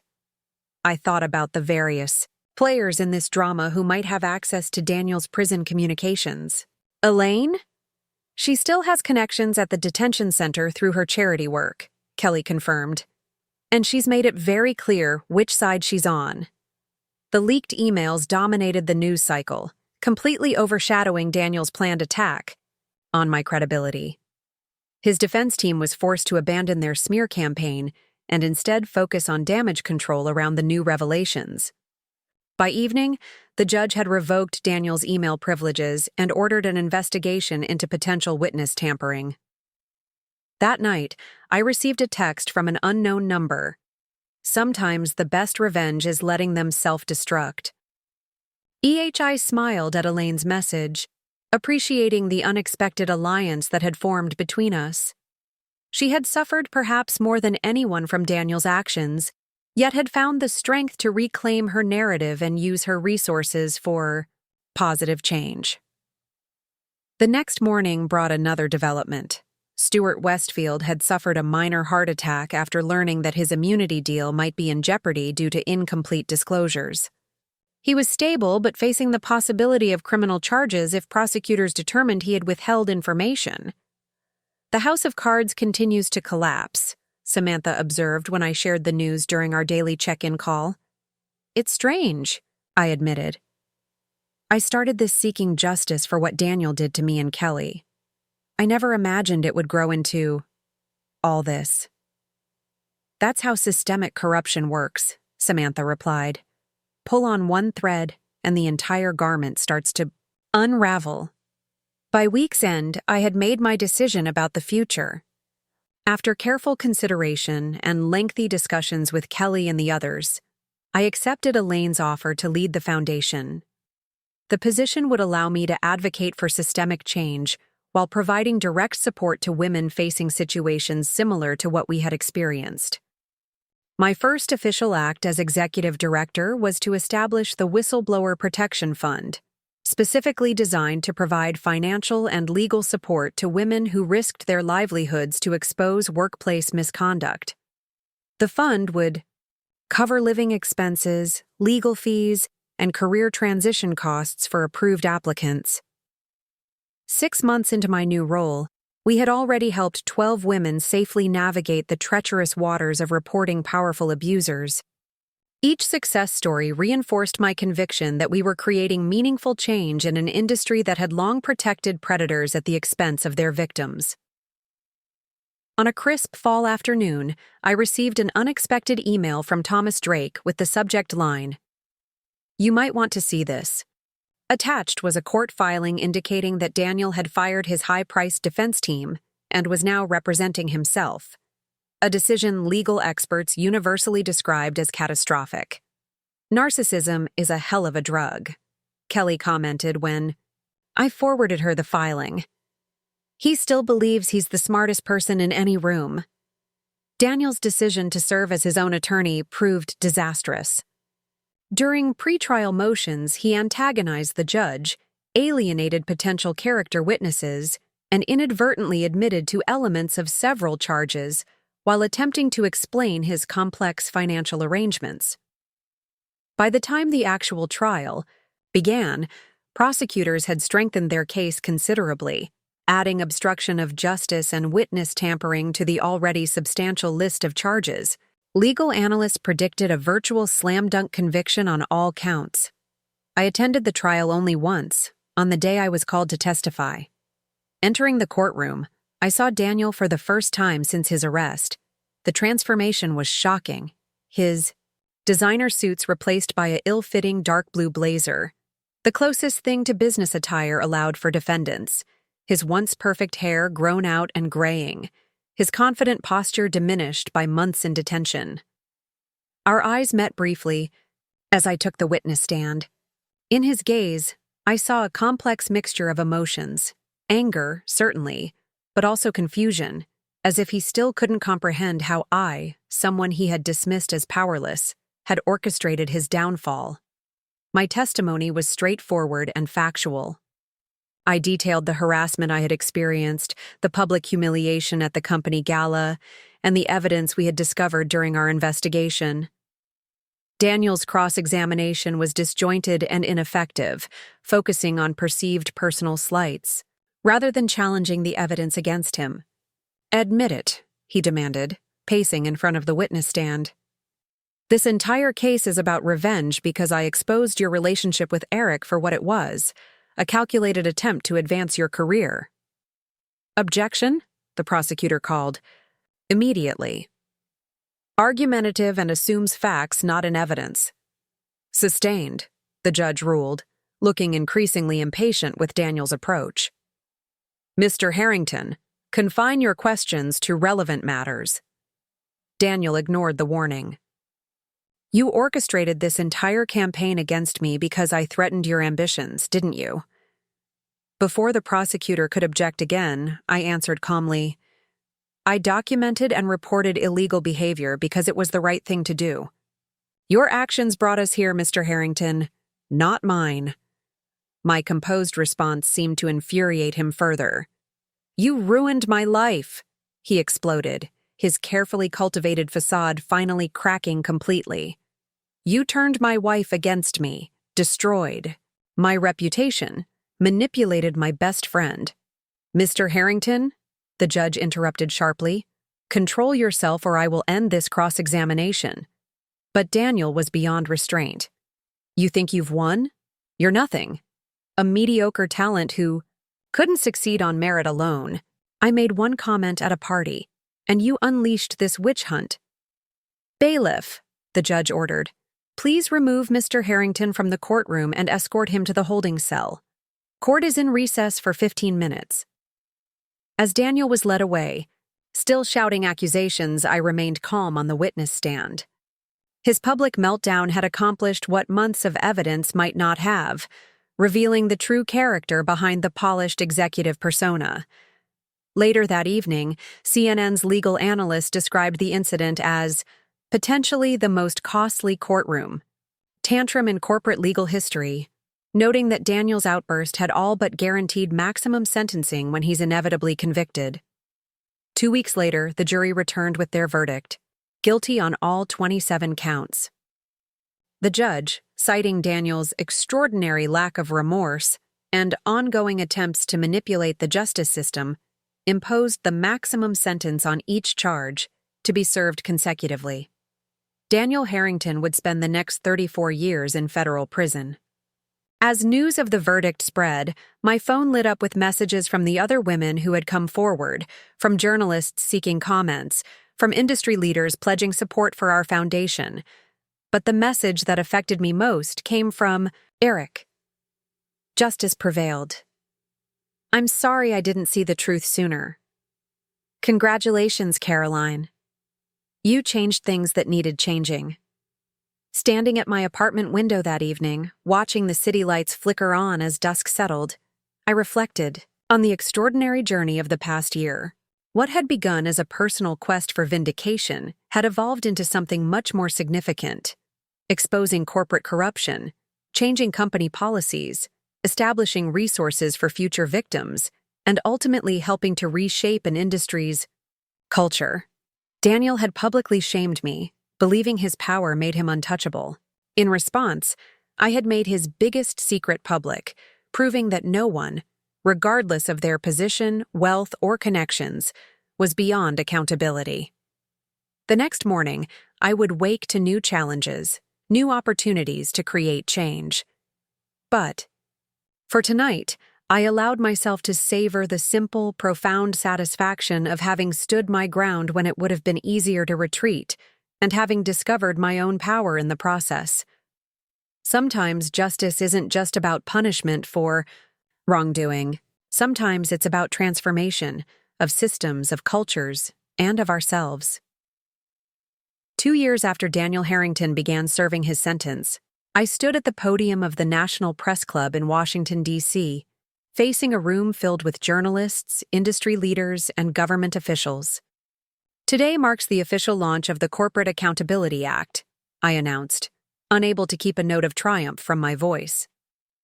This legislation represents the most significant reform of workplace harassment and whistleblower protection laws in decades. The journey from personal vindication to systemic change had been long and often arduous. After Daniel's conviction, the Elaine Harrington Foundation had evolved from a support organization into a powerful advocacy group, partnering with lawmakers to draft legislation that would prevent others from experiencing what we had endured.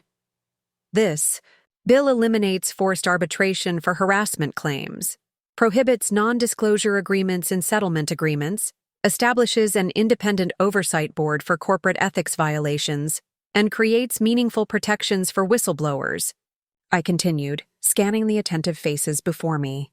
Most importantly, it establishes personal liability for executives who knowingly enable or cover up misconduct. In the front row, Kelly beamed with pride, while Samantha nodded in satisfaction. Beside them sat Senator Miranda Washington, the bill's primary sponsor, and Congresswoman Alicia Chen, who had championed it in the House. Through months of hearings, negotiations, and coalition building, they had shepherded our proposal from idealistic concept to viable legislation.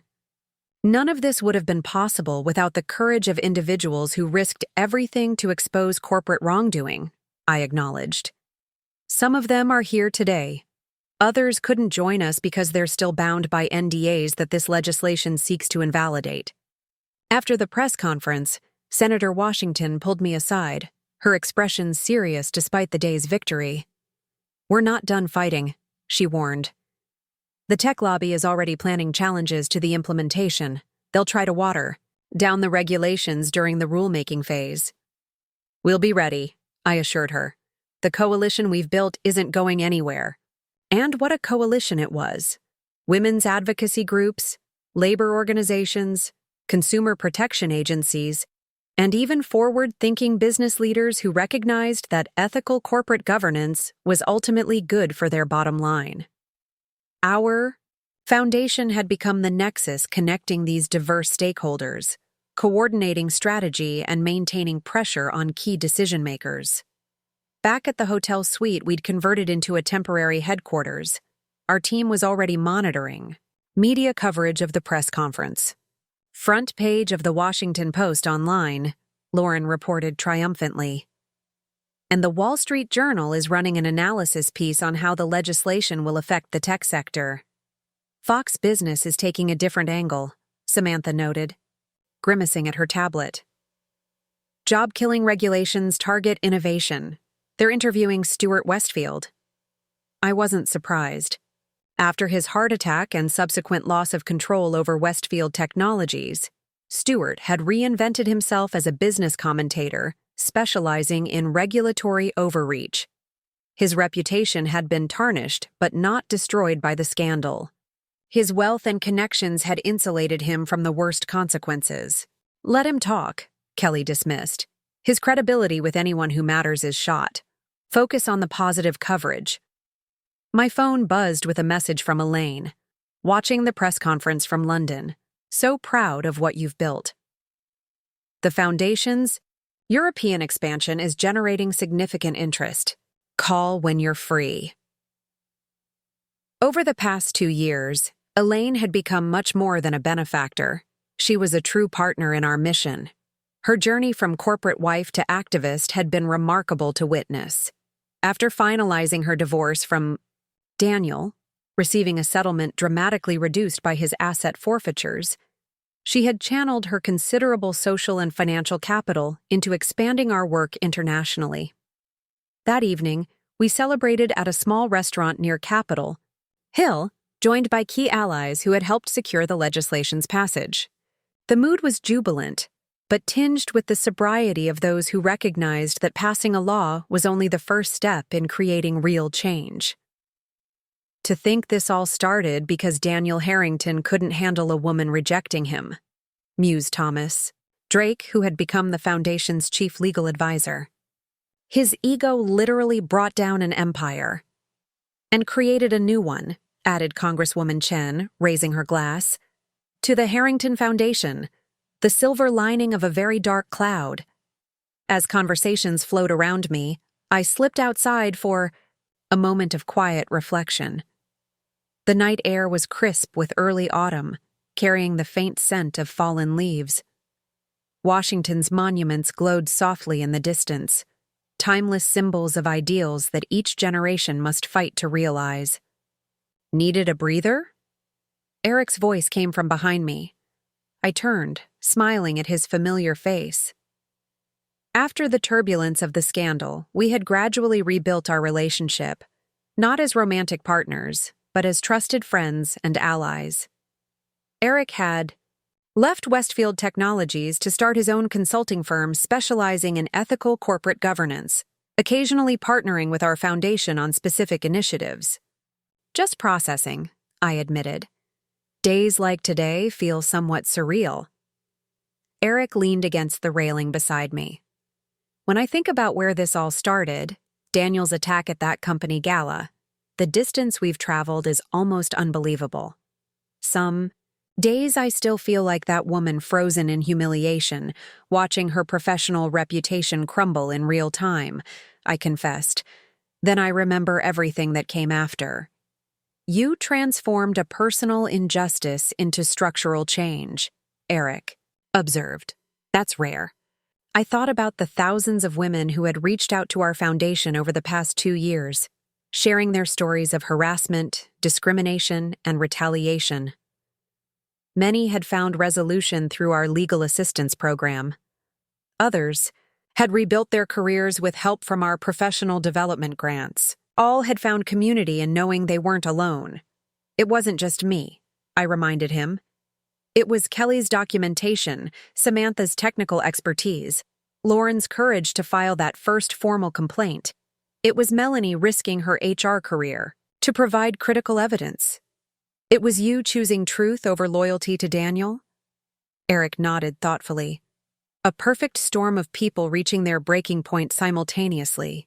And now we have a law named after the man who tried to destroy me, I added with a touch of irony. The Harrington Act, though not for the reasons he would have wanted. We rejoined the celebration inside, where Kelly was regaling the table with stories from our early war room days. The camaraderie among these people who had fought alongside me was perhaps the most unexpected gift of this journey. A circle of trust forged through shared purpose and collective risk.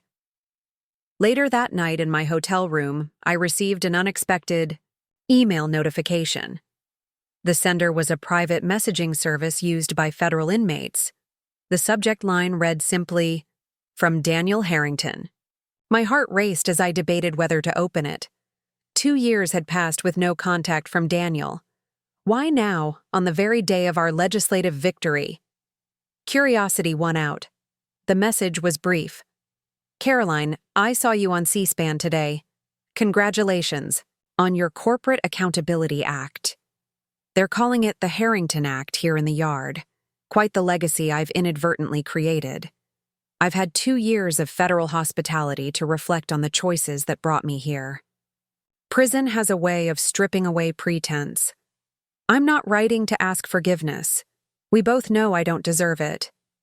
I'm writing because today, watching you transform what I did to you into something that might actually help others, I finally understood what I never could before, the difference between power and strength.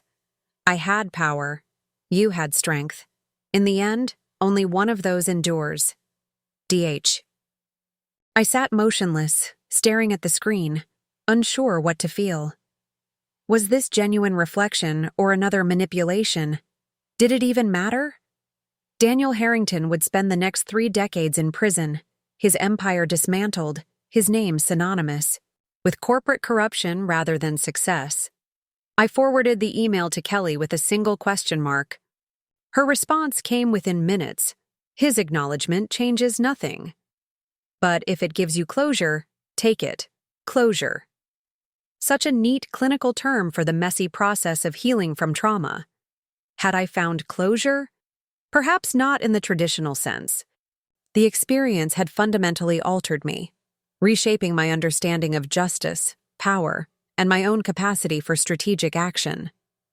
But the acute pain of that public humiliation had faded, transformed into something productive and purposeful. I slept deeply that night, without the nightmares that had occasionally plagued me since the scandal broke. The next morning brought a flurry of media interviews, each focused on different aspects of the new legislation. By afternoon, we were already planning our next initiative, an educational campaign targeting law schools and business programs to ensure the next generation of corporate leaders understood their ethical and legal responsibilities. A week later, I returned to New York to find an elegantly wrapped package waiting at my apartment. Inside was a first-edition copy of The Prince by Niccolò Machiavelli, with a handwritten note from Elaine. For the woman who outmaneuvered the ultimate Machiavellian. Your strategic brilliance deserves recognition, even if your motives were far nobler than those Machiavelli advised. I placed the book on my office shelf with a smile, appreciating Elaine's perspective on what we had accomplished. In many ways, exposing Daniel had required adopting some of his tactical thinking, strategic patience, careful documentation, leveraging vulnerabilities, while rejecting his moral bankruptcy. The Foundation's headquarters had expanded to occupy an entire floor of a midtown office building, with dedicated departments for legal assistance, policy advocacy, education, and direct support services. Walking through the bustling space the following morning, I felt a surge of pride in what we had created from the ashes of personal humiliation.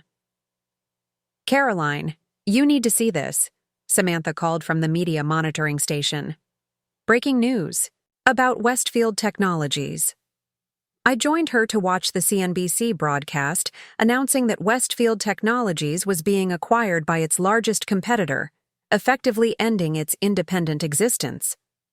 The company that Daniel and Stewart had built through legitimate innovation and illicit tactics would soon be absorbed into a larger corporate entity, its name and identity dissolving into corporate history. Full circle, I murmured, thinking of my own journey from junior account manager, targeted by Daniel, to the executive director of a foundation reshaping corporate culture. Speaking of full circle, Samantha said, we've received 15 new applications for the whistleblower support program this week alone. The publicity around the legislation is encouraging more women to come forward. Each application represented a woman at her own crossroads, facing the same impossible choice I had confronted: remain silent and preserve her career, or speak truth and risk everything.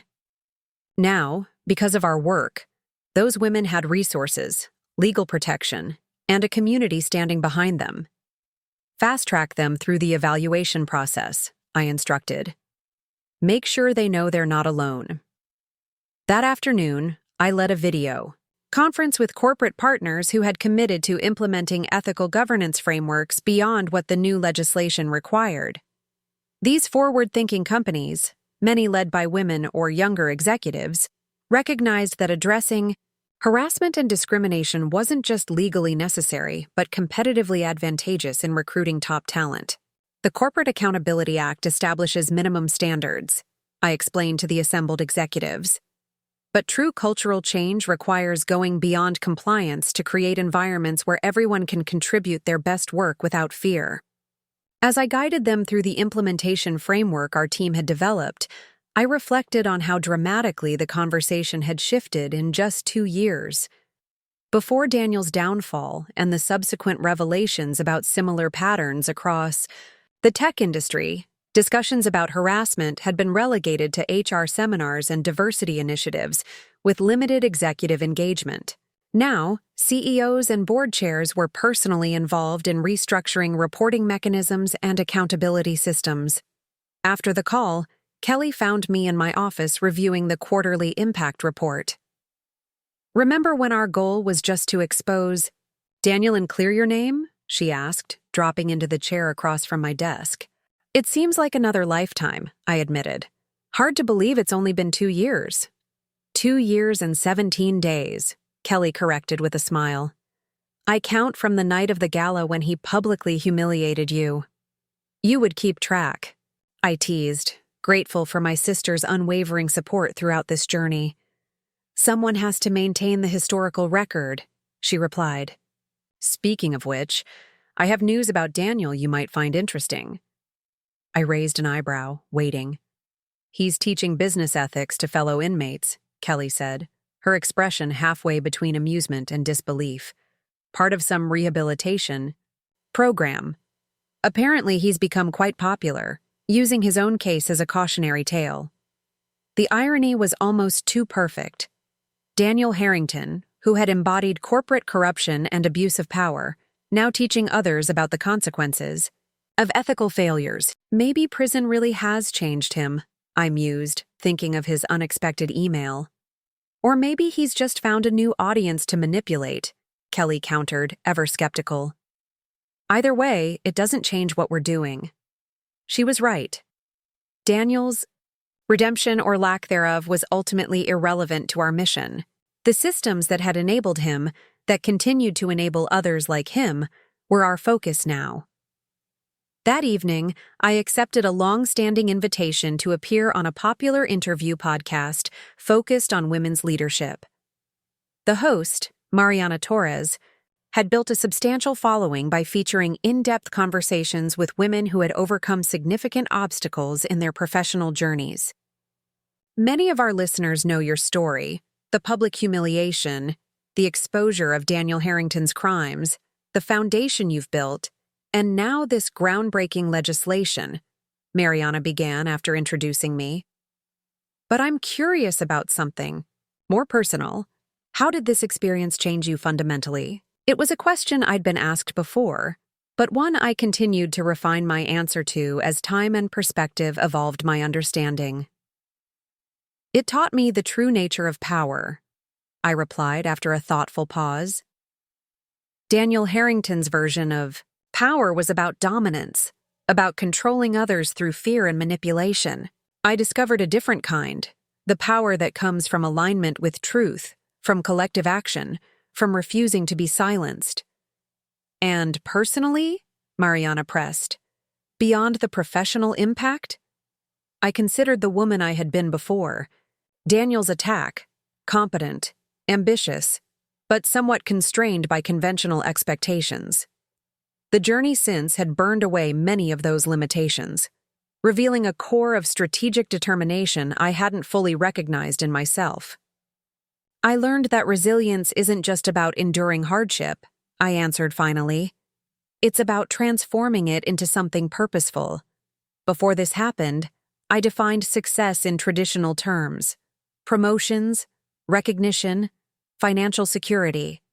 Now I measure it by impact, by how many women we've helped find their voice, by how many companies have changed their practices, by how the conversation around harassment and accountability has evolved." Mariana nodded thoughtfully. And what would you say to someone listening who's experiencing workplace harassment right now and feels powerless to stop it? I would tell them that they have more power than they realize, I said without hesitation. That documentation is their strongest ally, that they're not alone, even when it feels that way, and that our foundation exists precisely to help them navigate this challenge. I gave the website address and hotline number, knowing from experience that such interviews typically generated a surge in calls from women who had been suffering in silence. After the podcast, as I walked through the autumn evening toward my apartment, I found myself reflecting on the extraordinary chain of events that had brought me here. That night at the company gala, when Daniel's cruel words had left me frozen in humiliation, I could never have imagined where the path of resistance would lead. The next morning, I woke to news that the podcast had gone viral, with particular attention to my comments about the difference between domination and true power. My social media accounts were flooded with messages from women sharing their own stories of workplace harassment and how they had found the courage to speak up. Among them was a message from a young account executive at a major advertising firm. Your foundation's legal advice gave me the courage to report my boss's behavior. Yesterday, he was terminated. Today, I can breathe at work for the first time in months. Thank you isn't enough, but it's all I have to offer right now. This was the true measure of our success, not the legislation, not the foundation's growth, not the public recognition, but the individual lives changed one brave decision at a time. Later that day, I met with our foundation's board to present the 5-year strategic plan. The ambitious document outlined expansion into international markets, development of industry-specific training programs, and creation of a certification process for companies committed to ethical governance beyond minimum legal requirements. This is how we create lasting change, I explained, pointing to the detailed implementation timeline, by establishing new standards that eventually become industry norms. Elaine, joining via video conference from London, was the first to voice her approval. From personal vindication to structural transformation in just 2 years. Imagine what we can accomplish in 5 more. As the meeting concluded, Thomas Drake remained behind, his expression contemplative. You know, he began, when I first heard about Daniel's attack on you at that company gala, I thought it was just another unfortunate incident in a corporate culture that tolerated too much. I never imagined it would catalyze all of this. I thought about the strange, winding path that had brought us here, how Daniel's attempt to shame and silence me had instead amplified my voice beyond anything I could have achieved otherwise. Sometimes, I replied, the very thing meant to destroy you becomes the foundation for something far greater than you could have built alone. As Thomas left, I opened my laptop to find an email from a law school professor requesting permission to use our case study in her ethics curriculum. Another ripple in the ever-expanding impact of what had begun as a personal struggle for justice. The document on my screen was titled, From Public Humiliation to Public Policy: How One Woman's Stand Against Harassment Changed Corporate America. It was a detailed analysis of our journey from that fateful company gala to the passage of the Corporate Accountability Act, written by a respected business ethicist for inclusion in graduate-level business programs. I began reading, transported, back to each pivotal moment of our campaign against Daniel Harrington. What had started as my personal fight for vindication had evolved into something much larger than myself, a movement that was reshaping the landscape of corporate governance and empowering countless women to stand against abuse of power. Daniel had publicly shamed me, believing his position made him untouchable. In response, I had made his biggest secret public, proving that truth, strategically deployed, could topple even the most entrenched power structures. And in doing so, I had discovered my own purpose, transforming a painful personal experience into a platform for systemic change that would endure long after Daniel Harrington's name faded from public memory. 5 years to the day after Daniel Harrington's public attack at the company gala, I stood in the same ballroom, now rented for the Harrington Foundation's annual fundraiser. The irony wasn't lost on anyone. Poetic justice, Kelly whispered beside me as we watched hundreds of executives, many from companies that had once protected people like Daniel, write substantial checks to support our work. The room quieted as I approached the podium. Faces turned toward me, some familiar from our long journey, others new allies who had joined our mission along the way. 5 years ago, in this very room, I experienced the most humiliating moment of my professional life, I began, my voice steady and clear. A powerful executive publicly attacked my competence, my integrity, and my worth. He thought his position made him untouchable. He was wrong. The audience listened in respectful silence. That night could have broken me. Instead, it revealed a strength I didn't know I possessed and exposed a system of corruption that needed to fall. I glanced at Elaine, elegant in midnight blue, who nodded encouragingly. In the years since, we've helped 342 women stand against workplace harassment and discrimination. We've contributed to the passage of the Corporate Accountability Act, now implemented in 27 states. We've certified 86 companies under our ethical governance framework. Applause rippled through the room. But our most important achievement can't be quantified. It's the message we've sent to every woman facing intimidation and every executive considering misusing their power. The days of silence and impunity are over. As the gala continued around me, I stepped onto the terrace for a moment of reflection.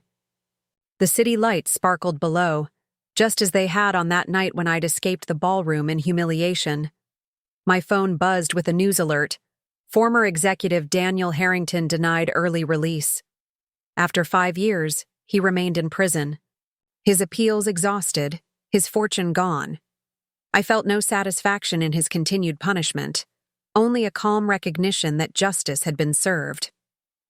My focus had long since shifted from personal vindication to lasting reform. Eric joined me on the terrace, champagne glasses in hand. To closure, he offered. I smiled, accepting the glass. Not closure, continuation. The Foundation's work would continue long after Daniel's name faded from memory. Systems were changing, cultural expectations were shifting, new protections were being encoded into law and corporate policy. What began as one woman's stand against public humiliation had become a movement spanning industries and borders. As we rejoined the gala, I surveyed the room filled with supporters, survivors, and changemakers. Daniel had tried to shame me into insignificance. Instead, he had inadvertently launched me into a purpose far greater than I could have imagined. He publicly shamed me, believing his power made him untouchable. I made his biggest secret public, proving that truth will always find its way to light, and, in that exchange, something remarkable was born, not just justice for one woman, but transformation for many. Up next, you've got 2 more standout stories right on your screen. If this one hit the mark, you won't want to pass these up.